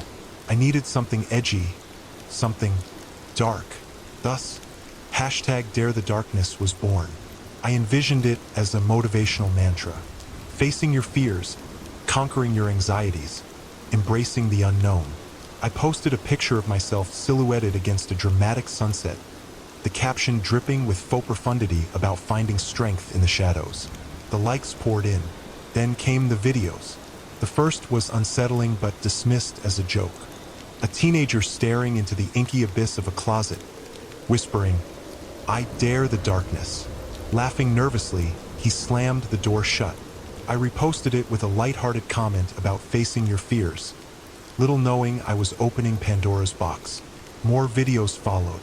People daring the darkness of empty rooms, of unlit basements, of the starless night sky. The tone shifted. The laughter faded. Instead, there was a chilling, almost hypnotic compulsion. Then came the bleeding eyes. The first video with the gruesome detail arrived silently. Just a young woman, her face pale, staring into what appeared to be a well. Her eyes, usually bright and lively, were now pools of crimson, tears of blood tracing paths down her cheeks. The video ended abruptly. The comments were a mix of horror and morbid curiosity, tagging me incessantly. I reported the video. It was taken down. But another one appeared, then another and another, each more disturbing than the last. People stared into the darkness, their eyes bleeding, their faces contorted in silent screams, all tagged with #DareTheDarkness. My hashtag, my fault. I tried to shut it down. I begged my followers to stop. I deleted my original post, but it was too late. The internet, that insatiable beast, had taken hold. The algorithm was feeding on the fear, amplifying the horror. And then, my own feed started behaving strangely. Videos began autoplaying, horrifying jump scares, unsettling images, whispering sounds. I tried to block them, report them, but they kept coming back. Then came the video of me. It was innocuous at first, me walking down a sunlit street. But then I stopped. My gaze locked onto a deep, unnatural shadow that stretched from the mouth of an alleyway. I hesitated, a flicker of fear crossing my face. Then I stepped into the darkness. The video cut. The caption beneath it was chillingly simple. "Your turn." Panic flared, a cold fire in my chest. Who posted this? How did they get it? I never filmed that. Or did I? The more I thought about it, the more the memory felt real. A subtle urging in my mind, a dark curiosity blossoming in my soul. The comments were relentless. "Do it, Anya. Step into the darkness." Hashtag dare the darkness. I tried to ignore them, to rationalize it. A hoax, a prank, some incredibly twisted form of viral marketing. But the videos kept coming. The bleeding eyes burned into my retinas. And the video of me, stepping into the shadow, played on repeat in my mind. Days turned into sleepless nights. I saw shadows everywhere. Whispers followed me in the silence. The urge grew stronger, a siren call beckoning me towards the abyss. Finally, I couldn't resist. I found myself standing at the edge of my bedroom, the lights off, a single sliver of moonlight illuminating the doorway. The rest of the room was swallowed by darkness, a profound, unsettling darkness, the kind that seemed to press against my skin, steal the air from my lungs. I thought of the videos, the terrified faces, the bleeding eyes. I wanted to scream, to run, but my feet were rooted to the spot. Hashtag dare the darkness. The words echoed in my head. My hashtag, my curse. Slowly, hesitantly, I reached out, my fingers brushing against the edge of the doorway. The darkness thrummed with an unseen energy, pulling me forward, promising something and threatening everything. I closed my eyes, took a deep breath, and stepped into the shadow. The last thing I heard was the notification ping. Another video was uploaded. The caption, "Anya dared the darkness." The package arrived on a Tuesday, plain brown paper tied with twine. No return address. Inside, nestled in shredded paper that smelled faintly of formaldehyde, was the owl. A magnificent creature, frozen in perpetual flight, wings spread, talons extended. His glass eyes were what got to me. They were unervingly lifelike, capturing the amber depths of a real owl's gaze. And they followed me. No matter where I was in the room, those eyes were locked on. I tried ignoring it. For days, I relegated the owl to a corner, telling myself it was just a quirky, albeit creepy, gift. I even considered donating it to the local natural history museum. But something held me back, a morbid curiosity, a feeling of being chosen. Then last night it hooted, a low, guttural hoot that resonated through the quiet of my apartment. I shot out of bed, heart hammering, convinced I was dreaming. But the owl sat on its perch, its glass eyes gleaming in the moonlight. Silence. Only the faint, lingering echo of the hoot remained. That was when the deliveries started. The first was a rabbit, stiff and unnaturally serene. It sat on my porch the next morning, propped against the door, its fur meticulously brushed. The same cold, glassy eyes stared up at me. Then came the deer, a young buck with velvet still clinging to its antlers. It was cumbersome, blocking half the porch. Neighbors started to avoid eye contact. The worst was the dog, a golden retriever. It looked almost exactly like Buster, my childhood pet who had passed away years ago. The resemblance was uncanny, down to the white patch on its chest. The sight of it gutted me, a wave of grief washing over me so powerful I nearly collapsed. Each animal was a taxidermied masterpiece, meticulously crafted, unervingly lifelike, and each one watched me. They were arranged around my house like sentinels, their dead eyes boring into me, judging me. The owl, meanwhile, had taken up residence on my bookshelf, preening its feathers with an unsettlingly human flick of its head. I tried talking to it, demanding answers. Silence. Just those damn knowing eyes. Then, one night, it whispered. I was reading, trying to distract myself from the oppressive weight of the stuffed menagerie surrounding me. The words swam on the page. I was exhausted, paranoiac, teetering on the edge of madness. And then I heard it, a raspy whisper, so faint I almost dismissed it as a trick of the wind. Almost done. The words hung in the air, chilling me to the bone. Almost done? Almost done with what? What was the point of all this? I finally snapped. I grabbed the owl, intending to smash it to pieces. But as I held it, fury warring with a deep, unsettling fear, I saw something, reflected in the owl's glass eyes, not my own terrified face, but the distorted image of my living room. The furniture, the walls, even me were all a hollow, as if waiting to be filled. Suddenly, it clicked. The animals weren't just being stuffed. They were being placed, positioned. They were subjects in some twisted diorama, meticulously arranged to create a scene. And the owl, the orchestrator of this macabre tableau, was telling me it was almost complete. My blood ran cold. The horrifying realization washed over me. I was the final piece. I dropped the owl, scrambling back in terror. I had to get out. I had to escape before I became another exhibit in this taxidermist's twisted art project. I threw open the front door, stumbling out into the night. The porch lights cast long, grotesque shadows, turning the stuffed animals into monstrous figures. They watched me, their glassy eyes reflecting the madness I felt consumed by. I ran. I ran as fast as I could, away from my house, away from the staring eyes, away from the whispered promise of completion. I didn't know where I was going. I just knew I had to get away. As I fled, I could hear the owl's faint hoot following me, a chilling lullaby in the night. And I knew, with a certainty that settled like ice in my veins, that the taxidermist wouldn't let me escape. I was almost done, whether I liked it or not. The final piece of his masterpiece, soon to be forever frozen in time, forever watched. The crisp white sheets mocked me. $5,000. That's what they paid me, Dreamweaver's Labs, to explore the potential of lucid dreaming enhancement. Explore, they said. Enhance, they promised.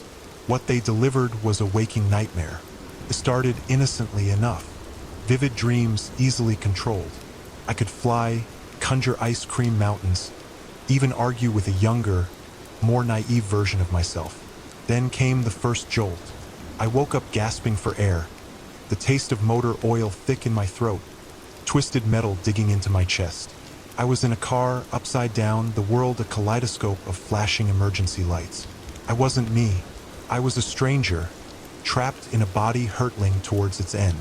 It lasted seconds, maybe a minute, an eternity of agony and terror. Then, back to myself, safe in the sterile comfort of the Dreamweaver's sleep lab, wired up like a cyborg Christmas tree. Normal, the technician had said, his eyes glued to a monitor.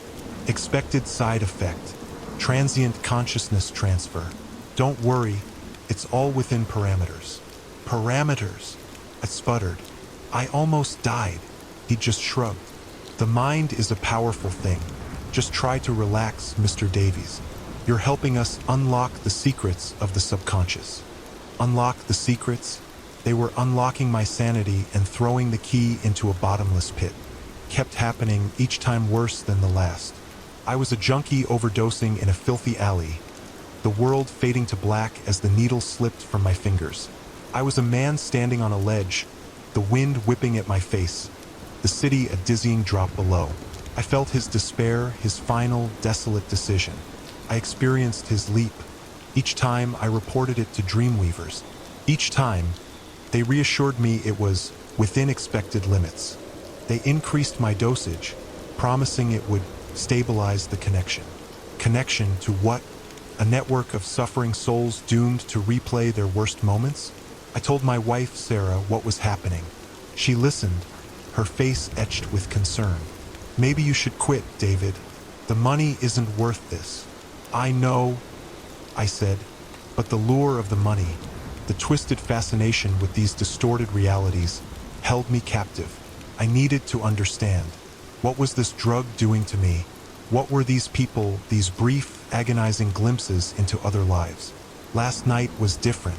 I woke up, not in the lab, not in a stranger's doomed body. I was in my own bed, next to Sarah. The moonlight spilled across the room, painting everything in shades of silver and gray, and I was holding a knife. A large kitchen knife, clutched tightly in my hand, the sharp blade glinting in the dim light, and I was holding it over Sarah, sleeping peacefully beside me. My heart seized. My mind screamed. I dropped the knife like a hot coal. It clattered onto the bedside table, the sound deafening in the silent room. Sarah stirred but didn't wake.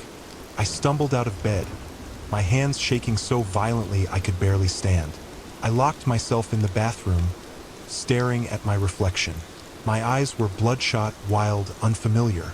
The face that looked back at me was a stranger's, a murderer's. Had I been about to hurt her? I called Dreamweavers, my voice a strangled whisper. Get me out of this. I'm done. Quit. I need you to reverse this. This, whatever you've done to me. The technician on the other end, a different one this time, his voice flat and emotionless. Mr. Davies, we understand your concerns. However, discontinuing the program mid-cycle could have unforeseen consequences. We strongly advise against it. We are currently analyzing your data and believe we are close to a significant breakthrough. A breakthrough, I roared, the word echoing in the small bathroom. I woke up holding a knife over my wife. That's your breakthrough. Silence, then a sigh. Mr. Davies, it appears you are experiencing a degree of heightened suggestibility. This is, unfortunately, a known potential side effect. We will adjust your dosage accordingly. Please report to the lab as scheduled this morning. Suggestibility. They were calling it suggestibility. I was possessed. My mind was a playground for other people's demons, their regrets, their desperate acts. I hung up, the phone clattering to the floor. I had to get Sarah out of here. I had to protect her. But from what? From myself? I tiptoed back into the bedroom. Sarah was still asleep, her face serene, oblivious to the terror I was fighting. I watched her, my chest aching with a love so profound it frightened me. I knew I couldn't stay. I couldn't risk her life, her safety. I had to go.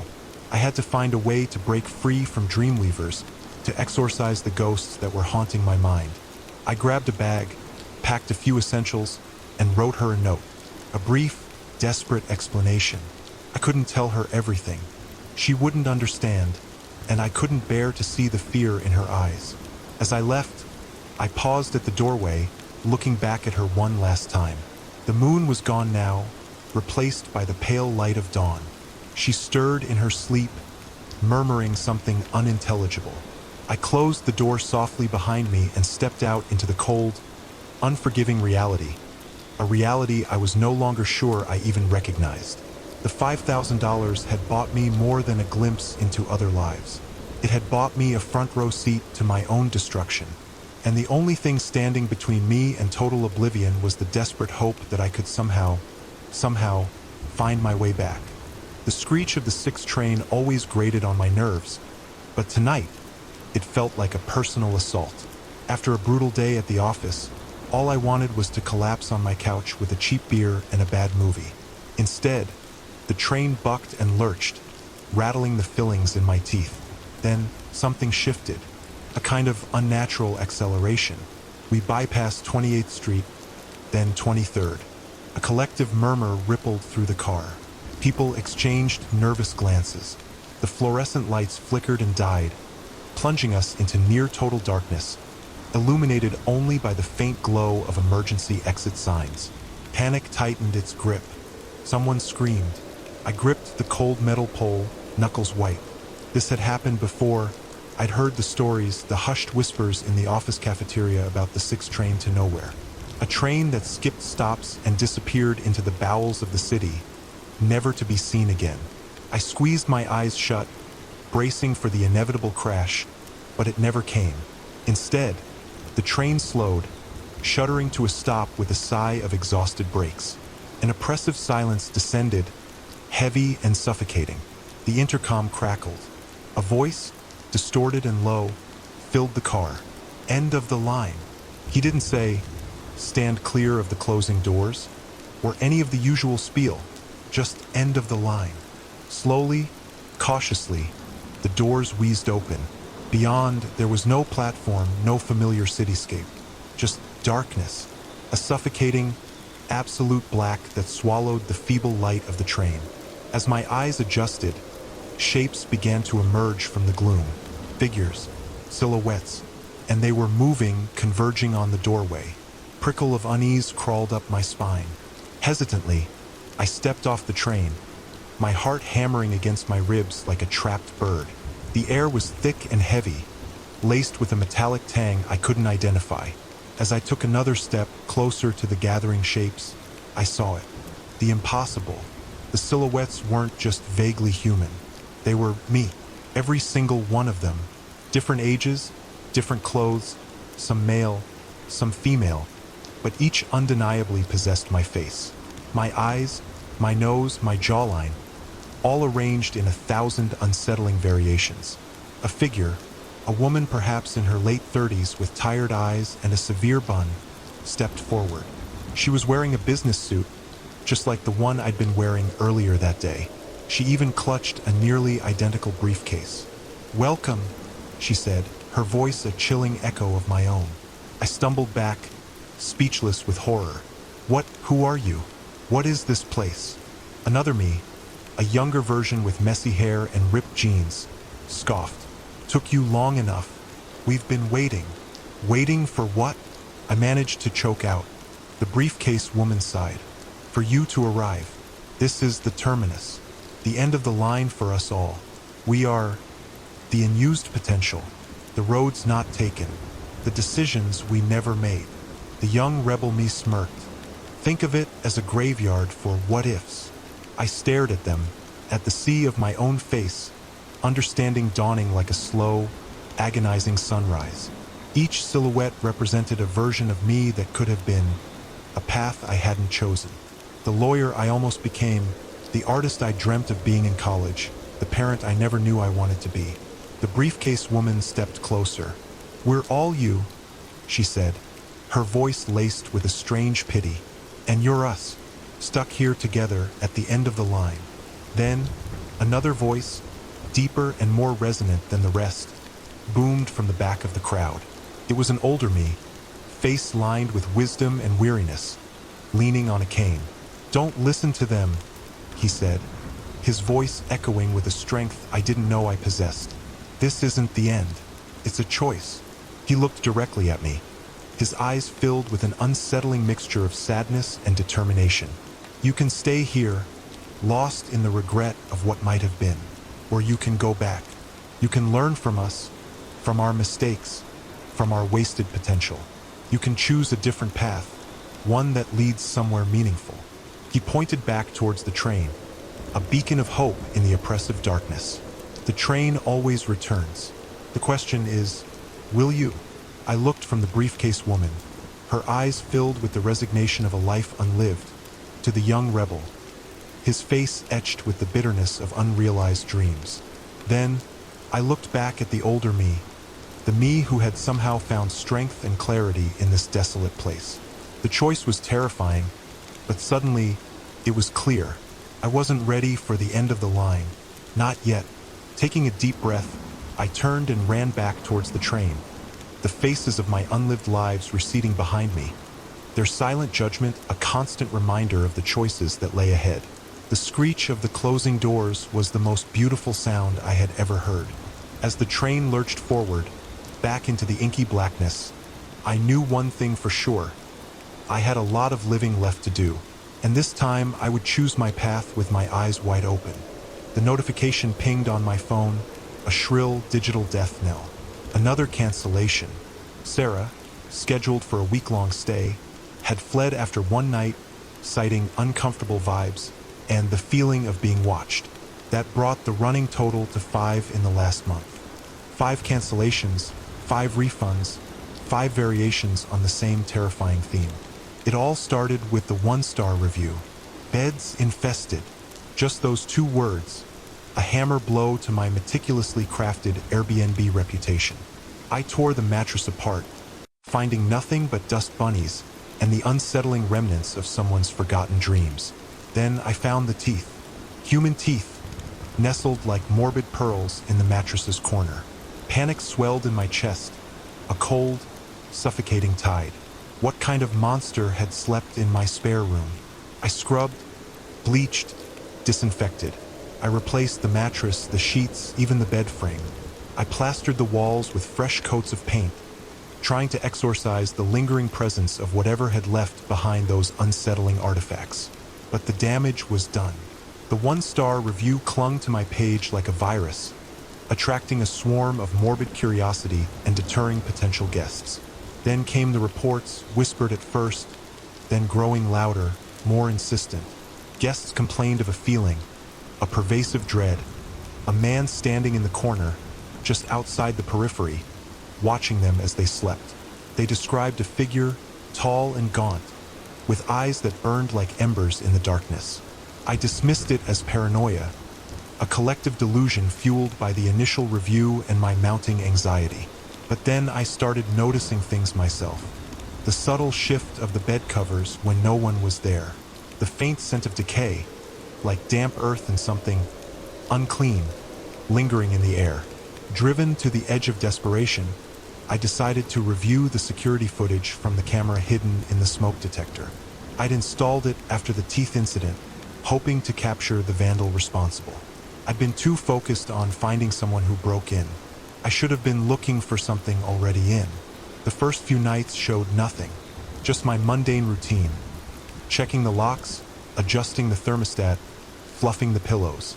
But then, on the 4th night, just after midnight, as the guests slept soundly, the impossible happened. A shadow detached itself from the corner of the room. It writhed and elongated, becoming more defined with each passing second. Then it moved, not across the floor, but upwards, up the wall towards the ceiling.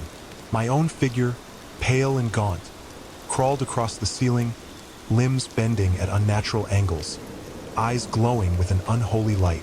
It watched the sleeping guest with an intensity that made my stomach churn. Then it reached down, a skeletal hand hovering just inches above the guest's face. I screamed, a primal sound ripped from the depths of my soul. I slammed the laptop shut. The image burned into my retinas. That wasn't me. Couldn't be. But the footage didn't lie. I rewatched the footage over and over, each time more horrified than the last. The creature mimicked my movements, my mannerisms. But it was a twisted, grotesque parody. A reflection caught in a funhouse mirror. It was me, but wrong. Now I'm trapped.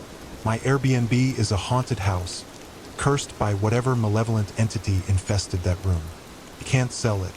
You can't rent it. I'm stuck, a prisoner in my own home, haunted by the image of myself, crawling on the ceiling, watching, waiting. I tried leaving. I packed a bag, ran out the door, and drove for miles. But the feeling followed me. The sense of being watched intensified with every mile I put between myself and the house. Finally, I had to turn back, the invisible tether pulling me home. Now, I sleep during the day, barricading myself in a different room, praying that whatever possesses me only comes out at night. I'm constantly watching the security footage, trying to understand, trying to find a way to stop it. But all I see is the same horrifying image. Me, crawling on the ceiling, my eyes reflecting the darkness. A silent, unblinking predator in my own home. And I know with chilling certainty that one day it won't just be watching. One day it will reach down and touch. The shrill ring of my phone still made me jump, a Pavlovian response to a joy that had been surgically removed a year ago. It was always him calling then, my Liam, with some ridiculous observation or a plea for me to help him debug his latest coding project. Now, rings were just reminders of the gaping hole in my life. Yesterday, though, the ring wasn't a reminder. It was a resurrection, a ghost resurrected by technology. 12 voicemails, 11 silent, haunting voids of static. The 12th. It was Liam. Mom? Mom, is that you? It's dark here, Mom. So damn dark. Please let me out. Let me out of the dark. The voice was his undeniably. The timbre, the slight stutter when he was scared. The way he always called me Mom, even though I preferred Sarah. But this was a Liam I didn't know. A Liam consumed by a terror so profound it dripped from every syllable. I played it again and again until the battery icon on my phone wept red. Then, exhausted and terrified, I slept, or rather, I plunged into a maelstrom of nightmares where Liam's voice echoed through endless, black tunnels. This morning, the smell hit me first. It wasn't the clean, pine scent I associated with Liam's room. It was a heavy, cloying odor like damp earth and something decaying. It emanated from his room, the room I hadn't been able to bring myself to touch since the funeral. Hesitantly, I opened the door. The window was closed, blinds drawn, plunging the room into a perpetual twilight. The air hung thick and heavy, ripe with the smell. I coughed, covering my nose with my hand. Then I heard it, faint scratching. I froze. It was coming from beneath the floorboards, a rhythmic, almost frantic, scratching, interspersed with tiny, sharp clicks. It was the sound of something desperate to escape, trapped in the earth. My blood ran cold. The voicemail, "Let me out of the dark." I backed away slowly, my mind reeling. This couldn't be happening. Grief, they said, could do strange things to a person. This was grief manifesting as an olfactory hallucination, an auditory trick. That's all it was. But then the scratching intensified, growing louder, more insistent. A floorboard near the bed lifted slightly, trembling. The smell became overpowering, making me gag. Driven by a primal fear, I grabbed a heavy, cast-iron frying pan from the kitchen and returned to Liam's room. My hands trembled as I approached the trembling floorboard. I took a deep breath, steeling myself for I didn't even know what. I wrenched the floorboard up. The hole beneath was black as pitch. The smell was almost unbearable now, acrid and metallic. The scratching stopped, replaced by a low, guttural moan. My phone buzzed. Another voicemail. With shaking hands, I opened it. The familiar voice, weaker now, barely a whisper, filled the room. "They're coming for you next." Then silence. I screamed. I dropped the phone, the frying pan clattering on the floor. Tears streamed down my face. I wanted to run, to escape this nightmare, but my feet were rooted to the spot. From the darkness beneath the floorboards, 2 points of red light flickered into existence. They grew larger, more intense, burning with a malevolent hunger. The moan grew louder, resolving into a rasping, inhuman growl. I knew, with a certainty that chilled me to the bone, that whatever was down there wasn't Liam. It had stolen his voice, twisted his pleas, and used my love for him as a lure. And now it was coming for me. The fog clung to me like a damp shroud, a constant companion in this town that had swallowed me whole. I woke up disoriented, the air thick with a strange, sweet scent that tasted of decay.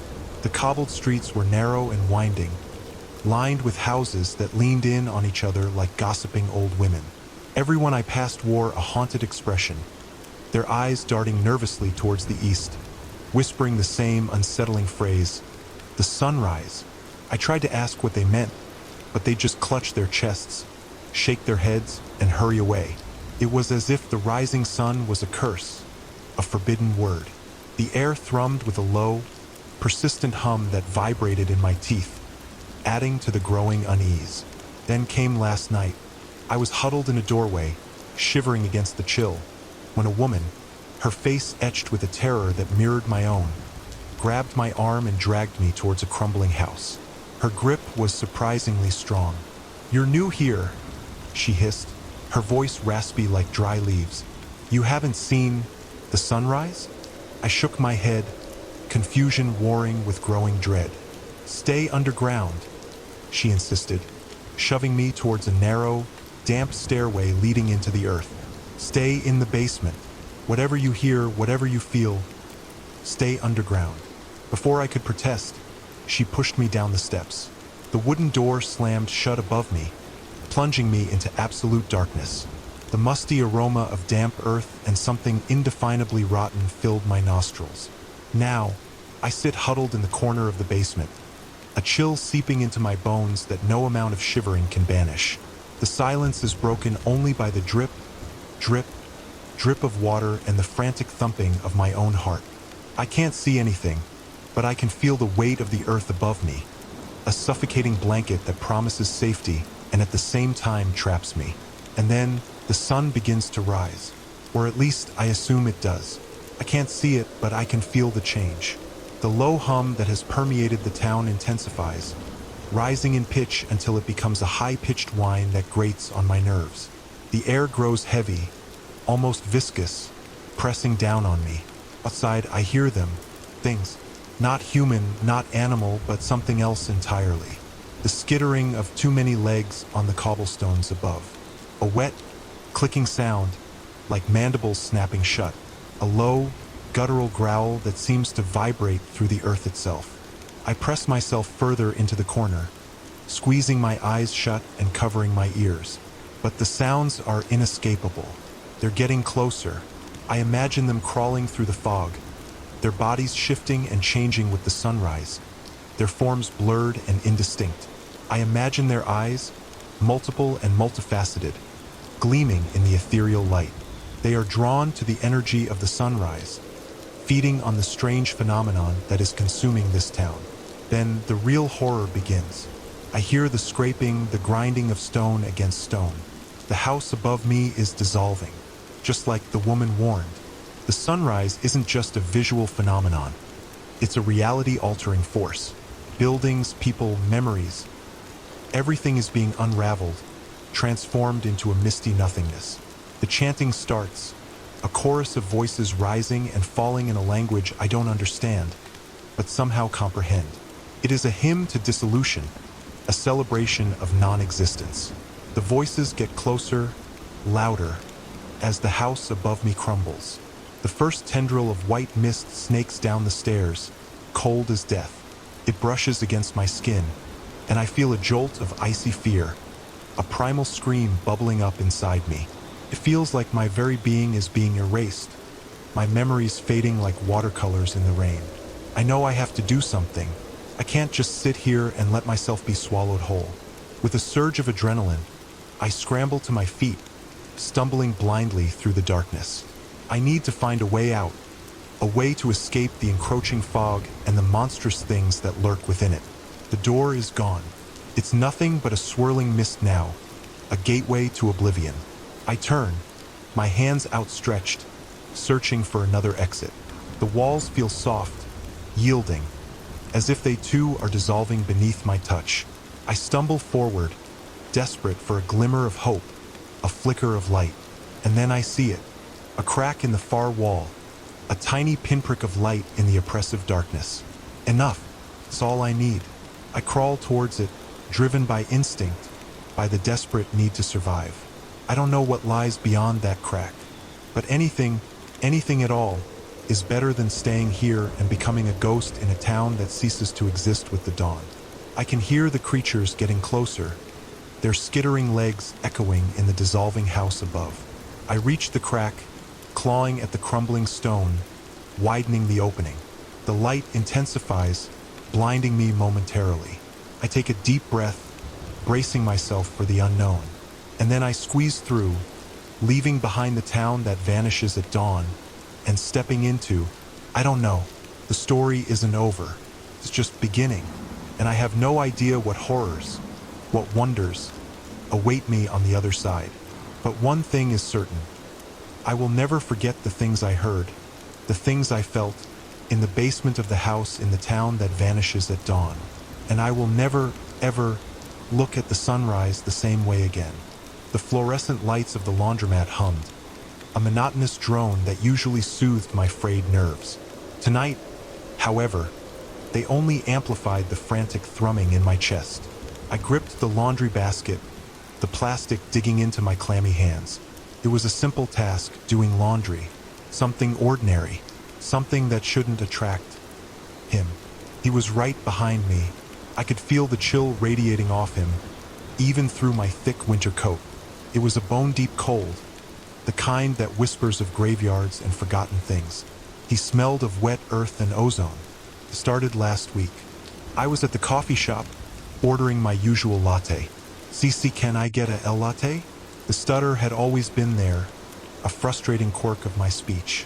But that day, something shifted. The air dropped 10 degrees, and when I turned, he was there. A tall, gaunt figure shrouded in a trench coat, his face obscured by shadow. He only moved when I spoke, a turn of his head as I asked for sugar, a slow, deliberate step closer as I stammered over my name for the barista. By the time I left, he was a constant shadow, trailing just a few feet behind.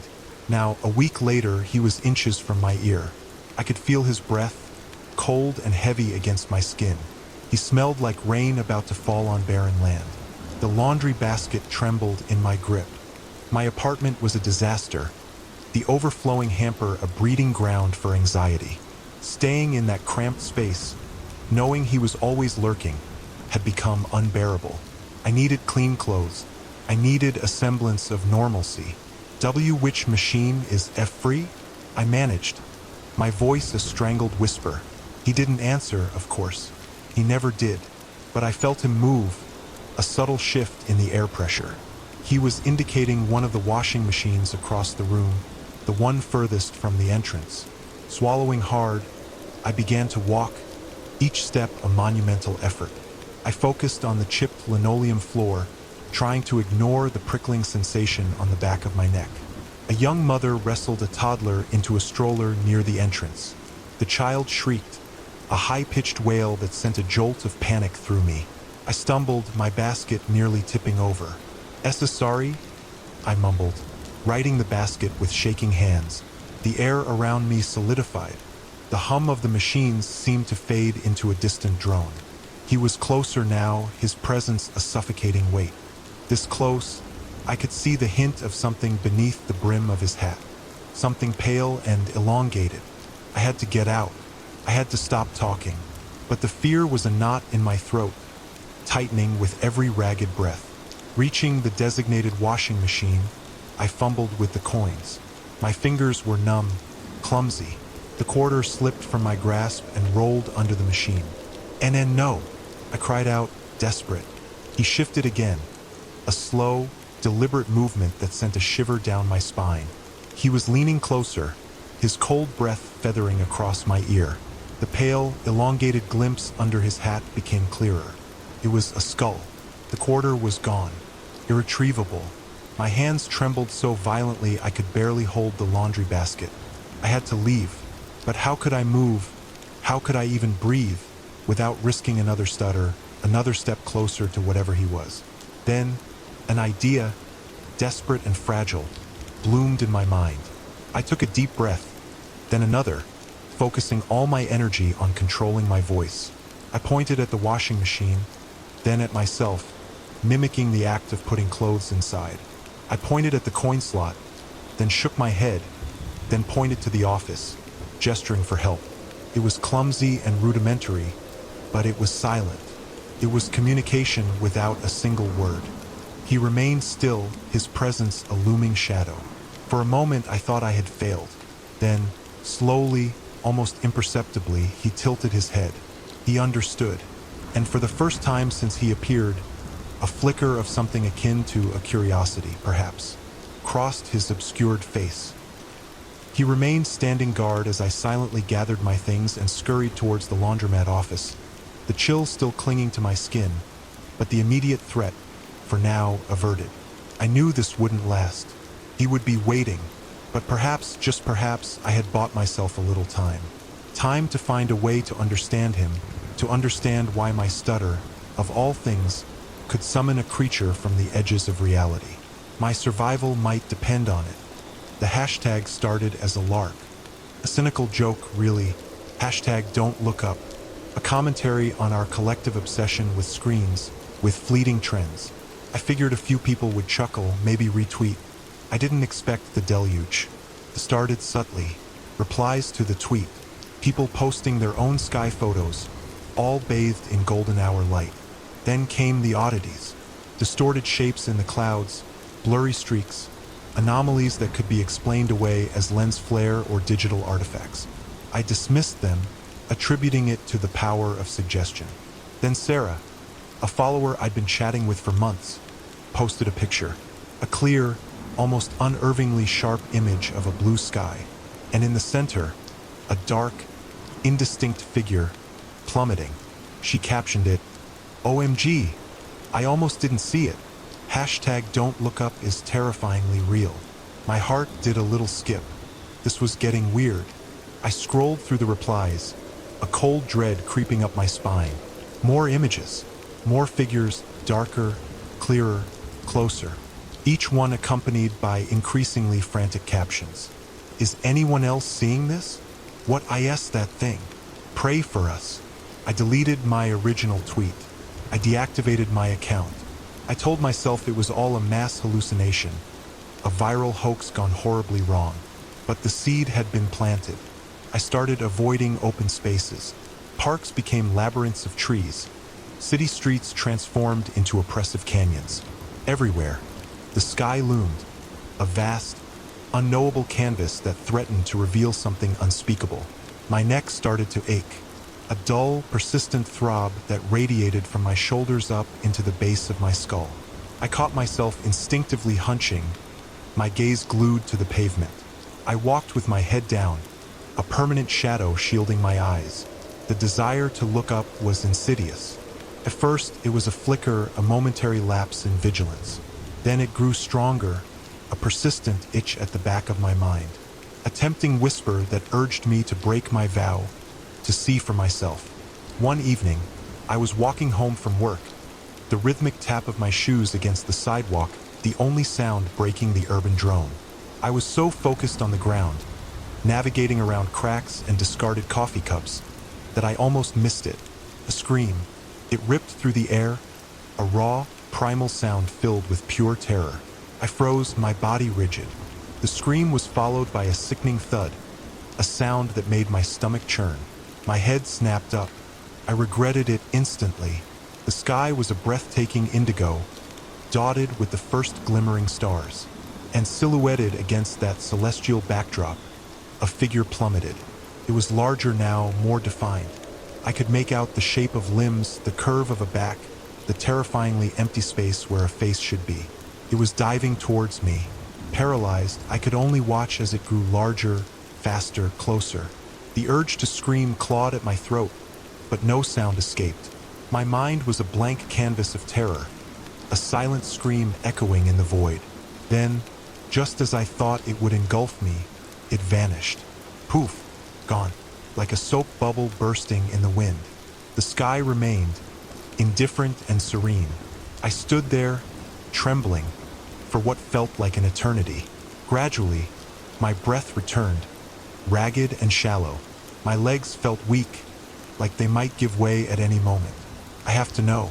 The thought, unbidden and irresistible, surged through me. I pulled out my phone. My hands shook so badly I could barely type. I opened Twitter, created a new account, typed hashtag don't look up into the search bar. The images were still there. More of them now, fresher, more visceral. But they weren't the images that caught my attention. It was the comments. It's getting closer. I saw it today for the first time. We're running out of time. One comment in particular made my blood run cold. It was from Sarah. "It's okay," she wrote. "It wasn't so bad. You just have to accept it." I stared at the sky again. The stars twinkled innocently. But I knew it was still there, lurking beyond the veil of the visible, waiting. And I knew, with a chilling certainty, that I would look up again, because the hashtag had done its work. The seed of terror had taken root, and the urge to see what awaited me in the abyss was growing stronger every day. The sky was no longer a source of wonder. It was a hunting ground, and I was the prey.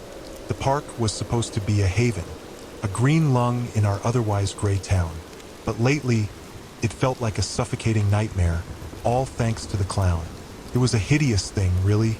A life-size statue, donated by some long-forgotten benefactor, eternally frozen in a rictus grin. Its floppy shoes were perpetually dusted with pigeon droppings, and its garishly painted face was chipped and faded. But it was always there, a fixture, a slightly unsettling but ultimately harmless part of the landscape, until it wasn't. It started subtly, a feeling more than anything else, a prickling on the back of my neck whenever I walked past it on my evening run. Then came the widening of the smile. I dismissed it initially, blaming the trickery of light and shadow, but others noticed it too. Whispers rippled through the town, hushed conversations in the grocery store, nervous glances towards the park. The night I saw it wave was the point of no return. I was walking home late, the only light filtering through the skeletal branches of the oak trees. The clown stood bathed in the eerie glow of the street lamp, and as I passed, its gloved hand, frozen for years in a gesture of welcome, twitched, just once, a slow, deliberate wave. I ran. I ran like the devil himself was nipping at my heels. I didn't sleep that night. Every creak of the house, every rustle of leaves against the window, sent shivers down my spine. The next morning, the poster was there, plastered on the park notice board. A smiling face, a missing person. Little Timmy Henderson, last seen playing near the clown statue. Then another, and another, each poster bearing a photograph of a child. Each caption a heartbreaking plea for their safe return. Each last sighting, chillingly, near the clown. The whispers turned to frantic cries. The park, once a place of laughter and sunshine, was now shrouded in fear and dread. People avoided it, crossing the street rather than walk past its iron gates. Today, I forced myself to go back. I had to see it. I had to understand. The air in the park hung heavy and humid, the silence broken only by the mournful cooing of pigeons. The fountain was dry, choked with leaves and debris, and the clown, it stood there, unmoving, its smile stretching wider than ever before, revealing teeth that seemed impossibly sharp. But it wasn't the smile that stopped me dead in my tracks. It was the tears. They were painted, of course, part of the clown's grotesque makeup. But yesterday they were blue. Now they were a viscous crimson red. I stumbled back, gagging. The smell was faint, metallic, almost sweet. It clung to the air around the statue, a sickening reminder of what those red tears must be. Suddenly, I heard a giggle, faint, high-pitched, coming from somewhere behind the statue. My heart hammered against my ribs. I had to know. Slowly, I crept around the clown. And there, nestled in the shadows, was a small door, hidden in the base of the statue. A door I had never noticed before. It was slightly ajar, a sliver of darkness beckoning me in. Fear warred with a desperate need to know. I took a shaky breath and pushed the door open. The darkness swallowed me whole. The scent of iron was overwhelming now, mixed with something else, something acrid and rotting. I fumbled for my phone, the beam of its light cutting through the gloom. And what I saw, I will never, ever forget. The interior of the statue was hollow, a small circular chamber. And lining the walls, stacked like macabre trophies, were the missing children. Not alive, not dead.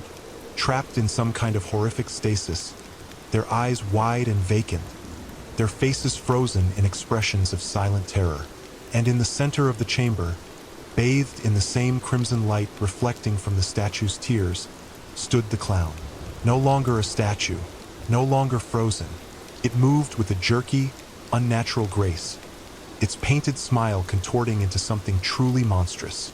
Its eyes, once hollow and painted on, now gleamed with an unholy intelligence. "Welcome," it rasped, its voice a sickening blend of childish glee and guttural menace. "Care to stay and play?" I didn't wait for the answer. I turned and ran, scrambling back through the darkness, desperate to escape the nightmare I had stumbled into. Behind me, I heard the clown's laughter, a high-pitched, chilling sound that echoed through the park, promising that the game had only just begun. And I knew, with a certainty that chilled me to the bone, that the clown's smile would only widen further, and the tears would keep flowing red. The town was no longer gray. It was painted in the colors of terror. The chills snaked up my spine the moment I saw the car. Not because it was a beat-up, midnight blue sedan, but because the license plate read Helmand in chipped, rusted letters. I double-checked the app. Liam O'Connell, 5 stars. Estimated arrival now. He pulled up, the window sliding down with a groan that echoed through the silent, rain-slicked street. Liam O'Connell was older than his profile picture suggested. His face etched with deep lines and his eyes holding a weariness that aged him further. "You're my last fare," he said, his voice a low rasp that reminded me of gravel. I almost canceled right then and there, but the rain was coming down harder, and the thought of waiting for another Uber filled me with a peculiar dread that rivaled the chilling pronouncement. "Okay," I managed, sliding into the back seat. The interior was damp and smelled faintly of mothballs and something else, something metallic and vaguely unsettling. I fiddled with the seatbelt, avoiding his eyes in the rearview mirror. The app pinged. "Liam O'Connell, please confirm passenger. Destination, 14 Maplewood Lane." He didn't respond, but the car lurched forward, sputtering into life. Unease settled deeper within me. I glanced at my phone again. The app showed Liam's picture, but beneath his name, in small, stark letters, was a single word: deceased. My blood ran cold. I blinked, thinking it must be a glitch. Surely it was a glitch. I refreshed the app. The word remained. "Everything all right back there?" Liam asked, his voice even rougher than before. Yeah, fine. Just checking the route." I lied, my voice trembling. He didn't reply. As we pulled onto the main road, a thick fog began to roll in, swallowing the streetlights and shrouding the world in a ghostly white blanket. He missed the first turn, and then the second. Each time I tried to correct him, a strange static crackled through the car, drowning out my voice. He just kept driving, deeper and deeper into the fog. Then the radio flickered to life, not playing music, but a distorted, crackly recording. It was my mother's voice. "Happy birthday, sweetheart. I hope you have the best day ever." It was a voicemail she'd left me when I was 8 years old. Tears stung my eyes. My mother had passed away years ago. How was this happening? Another voicemail. My grandfather reading me a bedtime story. Then my best friend, from when we were teenagers, talking about a secret crush. Each message was a painful shard of memory, ripped from my past and thrown into the suffocating present. "What is going on?" I demanded, my voice cracking. "Stop the car. Let me out." Liam didn't answer. He just kept driving, his knuckles white on the steering wheel, his gaze fixed on the fog-choked road ahead. The fog thickened, swirling around the car like a living thing. We were completely enveloped, the world outside reduced to a hazy white nothingness. I could barely see a few feet in front of the hood. Suddenly, the car lurched violently, throwing me forward against the seat. The engine sputtered and died. Silence descended, broken only by the rhythmic drip of rainwater. I looked up. Liam was gone. His seat was empty. The driver's door hung open, beckoning me out into the fog. Terror seized me. I fumbled for my phone, desperate to call for help, but the screen was dead. I knew with a chilling certainty that I was alone. Alone in a broken-down car, in the middle of nowhere, with a deceased Uber driver who had played me voicemails from beyond the grave. Taking a deep breath, I pushed open the back door and stepped out into the fog. It was cold, damp, and impossibly thick. I could barely breathe. Then I saw it, a faint light flickering in the distance. Hope surged through me, and I started walking towards it, blindly, pushing through the swirling white abyss. As I walked, I heard a voice, faint and distant, carried on the wind. It was Liam's voice, the same gravelly rasp from earlier. "This is your last fare," it whispered. "You've arrived." Fear turned to a profound, chilling understanding. The light ahead wasn't a rescue beacon. It was something else entirely. And I knew, with a certainty that chilled me to the bone, that my journey had just begun. The attic, a dark, cavernous maw at the top of the stairs, its wooden teeth gnawing on the silence of the house. Grandma Lara had been adamant. Never, Clara, never go up there. Some things are best left undisturbed. Grandma Lara, with her flour-dusted apron and stories that smelled of cinnamon and old paperbacks, had been the sun and moon in my young world.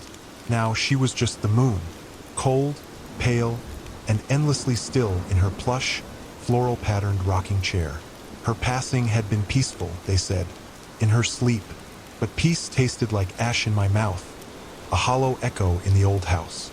Every creak, every rustle, felt like a reprimand, a reminder that I was alone now, in a house too big, too quiet.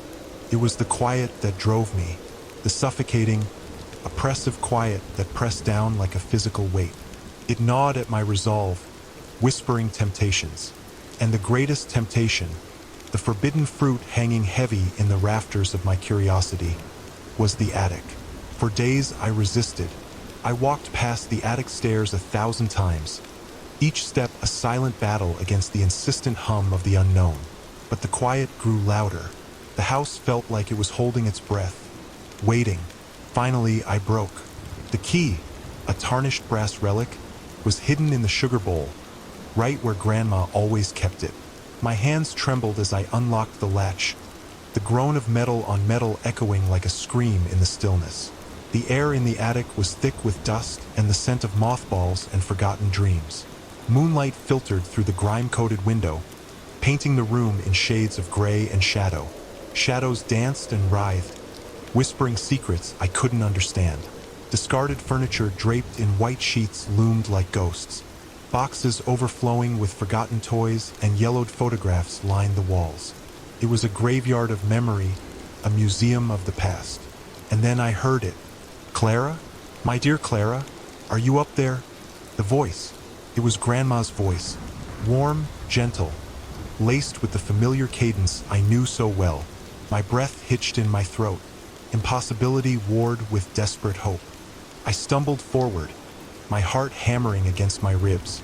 Grandma, I croaked, my voice barely a whisper. Yes, dear. Come down, Clara. I've baked your favorite cookies, the ones with the chocolate chips and the sprinkles. The voice was clearer now, closer. My legs moved almost of their own accord, drawn towards the sound, a moth to a deadly flame. Downstairs, the rocking chair creaked rhythmically. Grandma Lara sat bathed in the soft glow of the living room lamp. Her skin was pale and waxy, her eyes hollow pits reflecting the darkness of the room. She didn't smile. Grandma, I whispered again, fear clawing at my throat. She didn't respond.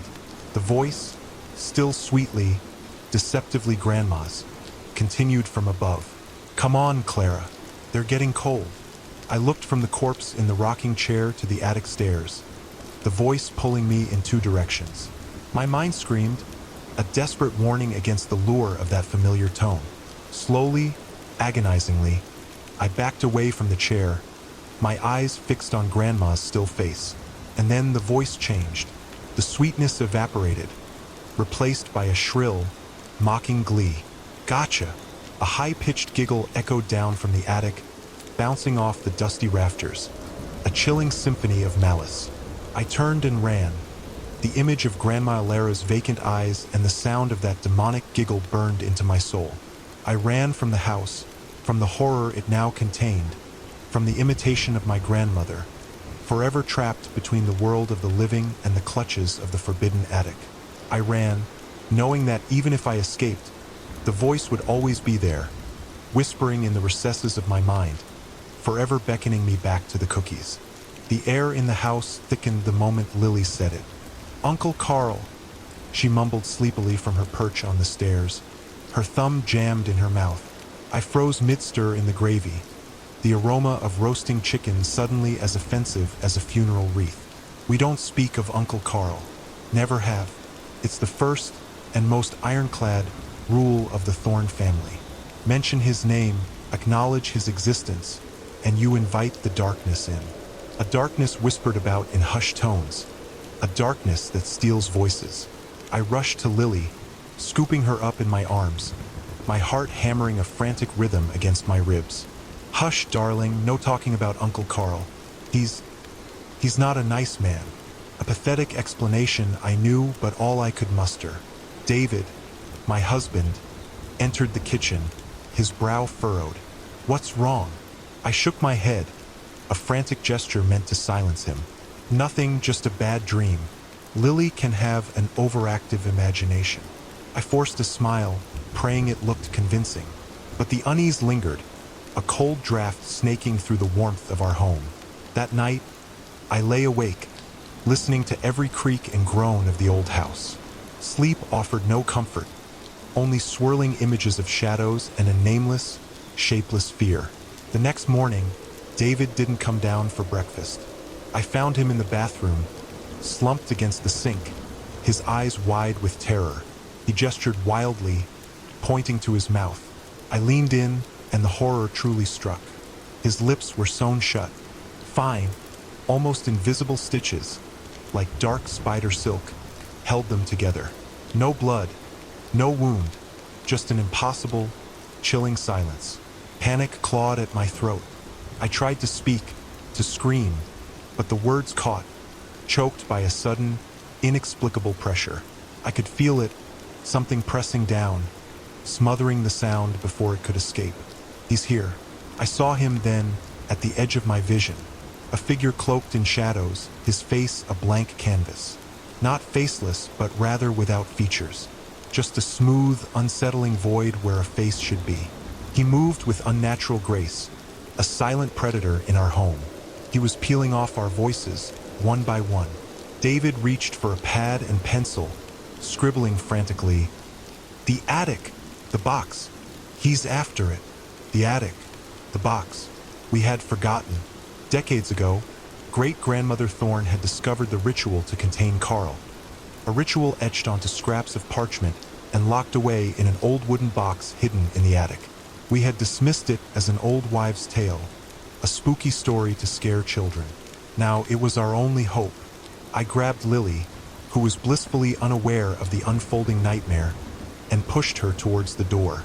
Run, Lily. Go to Mrs. Henderson's. Tell her there's a monster. Lily, sensing my fear, obeyed without question. I watched her go, a lump forming in my throat. Would I ever see her again? Then I turned and faced the darkness. He was closer now, the void where his face should be burning into my soul. I felt the pressure intensify, the thread of my voice snapping. Each breath became a struggle, each attempt to speak an agonizing effort. I staggered towards the attic stairs, each step a battle against the encroaching silence. The air grew colder, the shadows deeper. I could feel him behind me, the silent hunter closing in. The attic was a mausoleum of forgotten memories. Dust motes danced in the shafts of sunlight filtering through the grimy windows, illuminating cobweb-draped furniture and stacks of yellowed newspapers. The box. I had to find the box. I rummaged frantically, my hands shaking. Boxes overflowing with old toys, trunks filled with faded clothes, but no box. My voice was almost gone now, replaced by a hollow ache in my chest. The silence was engulfing me, consuming me. He was here, right behind me. I whirled around, my hands outstretched in a futile attempt to ward him off. He reached out, a hand as smooth and featureless as his face, and touched my throat. The last vestiges of my voice vanished, leaving me gasping for air, a prisoner in the suffocating silence. But then, my fingers brushed against something cold and rough. I fumbled, pulling it free from beneath a pile of moth-eaten blankets. The box. It was small, made of dark oak, with intricate carvings that seemed to writhe in the dim light. I threw it open, revealing the brittle, yellowed parchment inside. The ritual. Couldn't read it, not without a voice. But maybe, just maybe, I could rewrite it. Using a broken piece of charcoal I found in the box, I began to furiously scribble across the parchment.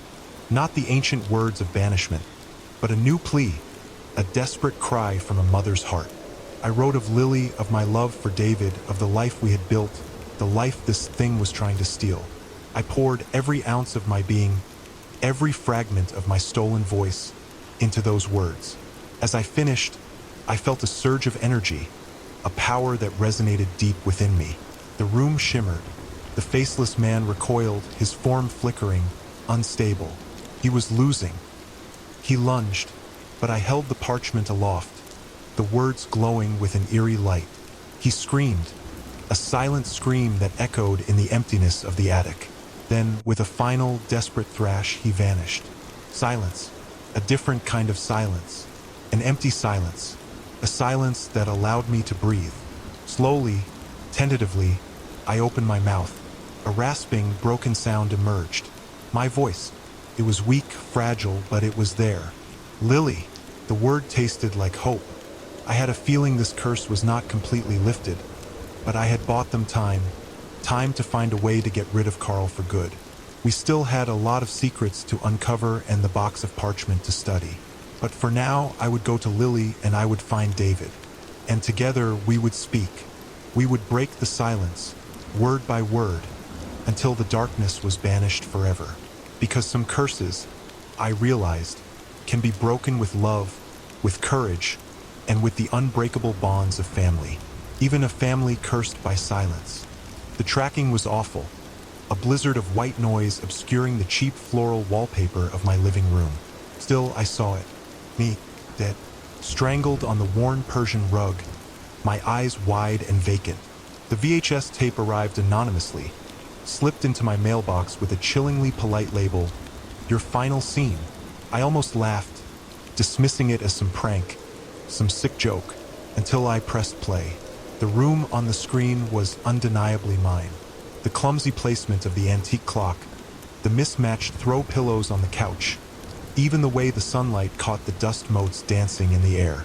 It was a faithful, horrifying recreation. The killer's face was the worst part, or rather, the non-face, a swirling, pulsating blur, like someone had smeared Vaseline across the lens.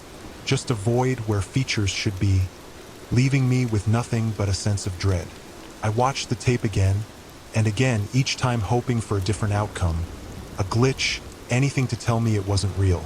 But it was, and it was affecting reality. It started subtly. The throw pillows shifted, arranging themselves in the exact disarray seen on the tape. I dismissed it as coincidence, a subconscious mirroring.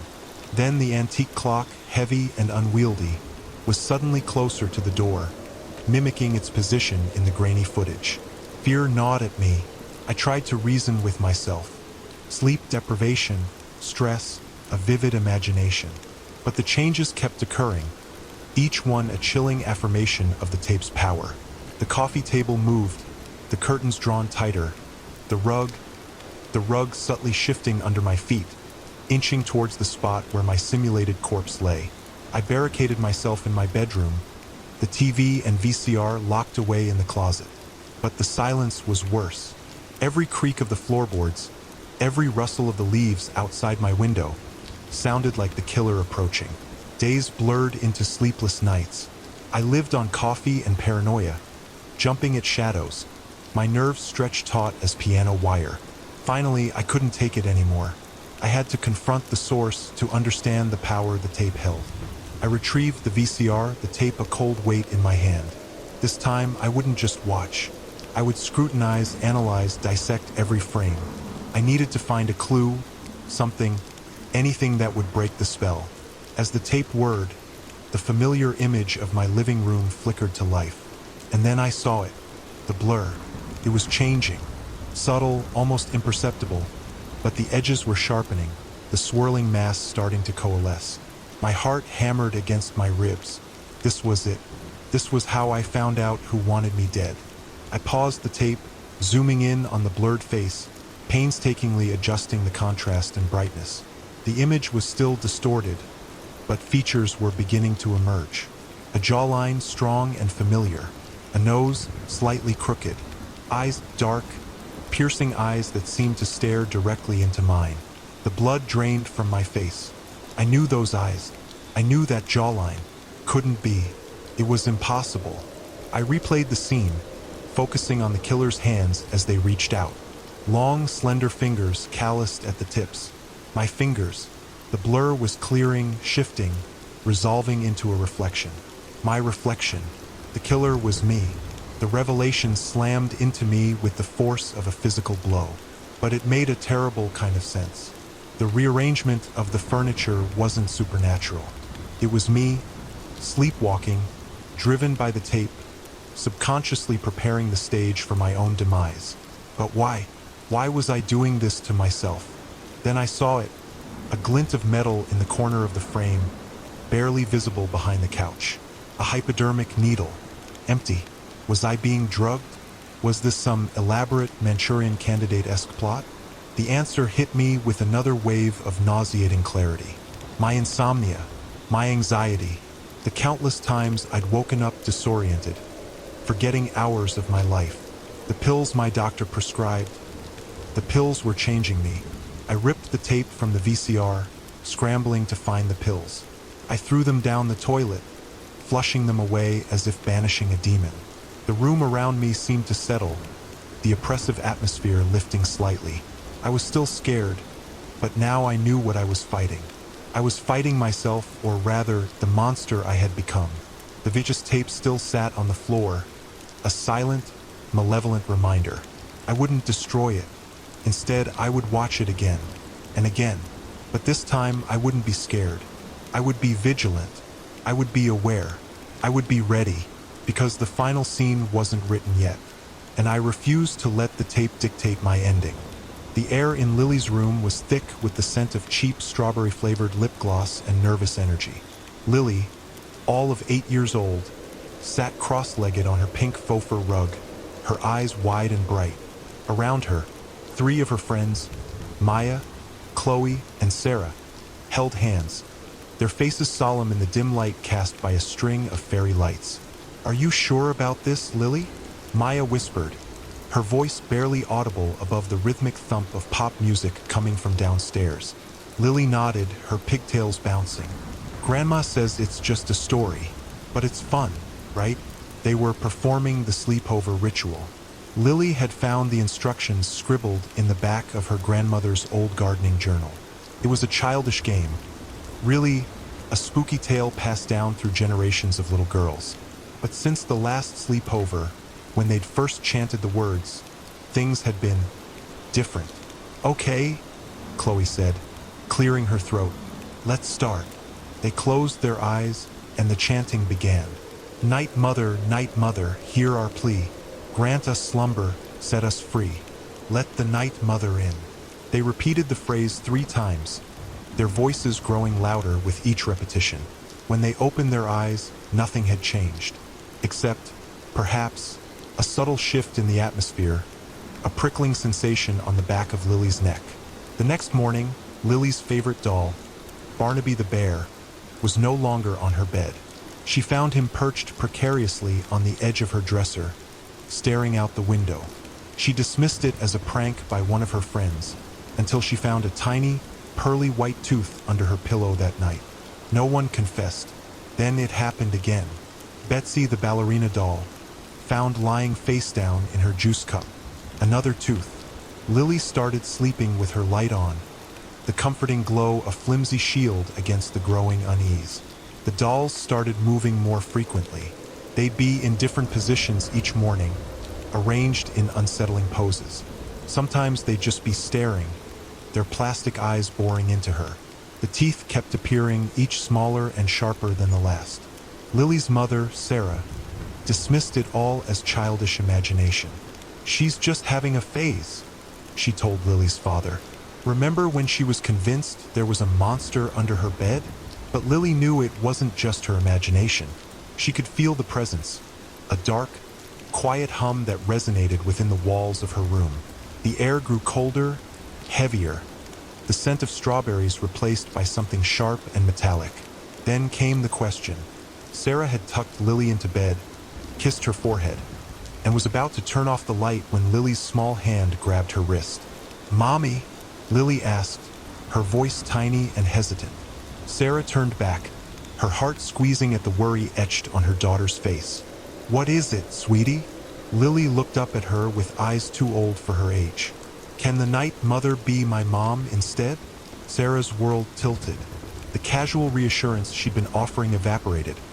replaced by a chilling dread that seeped into her bones. She saw the fervent hope in Lily's eyes, the desperate longing for something other. Sarah gathered Lily into her arms, holding her tight. She rocked her gently, humming a lullaby she had sung to Lily since she was a baby. "No, sweetie," she whispered, her voice trembling. "I'm your mommy, and I always will be." But even as the words left her lips, she knew it wasn't enough. She could feel the cold presence lurking in the shadows, the silent, insidious influence whispering in her daughter's ear. The sleepover ritual had worked. They had opened the door, and now something wanted to come in. Sarah had to find a way to close it before the night mother stole her daughter away for good. She had to find a way to break the curse, to reclaim her child from the darkness they had unknowingly summoned. And she knew with a chilling certainty that time was running out. The loading screen flickered, the Nightmare Realm logo swirling into a vortex of crimson and black before spitting me back into the desolate, eternally twilight world. Usually I'd be eager to log in. Nightmare Realm was my escape, a sprawling RPG where I could be Anya the Shadowblade, a fearsome rogue with a penchant for collecting rare artifacts. But today, dread coiled in my stomach, icy and persistent. It all started a week ago with Barnaby, the village idiot NPC. He wasn't supposed to do anything but wander aimlessly and occasionally mumble nonsensical phrases. Then he started mimicking my real-life routines. At first, it was innocuous. He'd stand near the digital well at the same time I was making my real-life morning coffee. Then he'd sit on a virtual bench the same time I was settling in to read. It was creepy, sure, but I chalked it up to a bizarre coding quirk. Yesterday changed everything. I was completing a quest deep in the Whispering Woods when I saw him, Barnaby, except he wasn't just wandering. He stood perfectly still, facing the screen. Then, in a voice that wasn't the garbled, pre-programmed gibberish NPCs usually produced, he said, clear as day, 14 Maple Street, my address. I almost had a heart attack. Logging in today felt like stepping into a horror movie. I bypassed the usual quests, ignored my guild requests, and ran, Anya's digital boots pounding the cobblestones, towards my in-game house. It was a modest cottage, a simple place to store my loot. Except it wasn't. As I approached, my blood ran cold. It wasn't a cottage anymore. It was a perfect replica of my real-life house, down to the slightly crooked porch swing and the chipped paint on the window frames. My heart hammered against my ribs. I hesitated, my hand hovering over the enter button. What was waiting for me inside?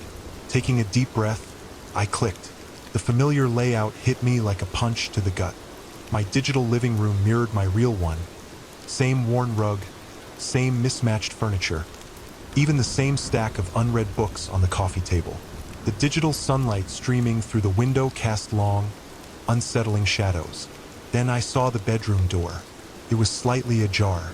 My hands were shaking so badly I could barely control Anya. I crept forward, the silence amplified by the ominous music that seemed to have replaced the usual cheerful tavern tunes. I pushed the door open. The room was a perfect mirror image of my own bedroom. My messy bookshelf, my overflowing laundry basket, even the slightly lopsided picture frame hanging above the bed. And there, in the bed, under the familiar floral comforter, was a body. Not Anya's. Not a generic NPC corpse. It was me, or at least a disturbingly lifelike digital rendition of me. Lifeless eyes stared up at the ceiling, a single crimson stain blooming on the chest of the pixelated pajamas. Panic seized me. I wanted to scream, to run, to tear the headset off my head, but I was paralyzed by a primal fear that rooted me to the spot. Then, from the corner of the room, a figure emerged from the shadows. It was Barnaby. He was no longer shambling. He walked with purpose, his eyes fixed on Anya, his digital face contorted into a chilling, almost knowing smile. He raised a hand, a digital knife glinting in the dim light. "You can't leave," he said, his voice now a disturbingly accurate mimicry of my own. "This is your new reality. Welcome home." The screen went black, and there we vanish into the static of the storm. If you're still here, Congratulations. You've survived this chapter of the night. But the void is patient. Ring the bell so the next horror never catches you unprepared. Tell us below, which story clawed deepest into your fears? Share this video with someone who claims they've seen it all. Then watch their bravado unravel. Until our next haunting, keep one eye on the shadows. The rain remembers your name,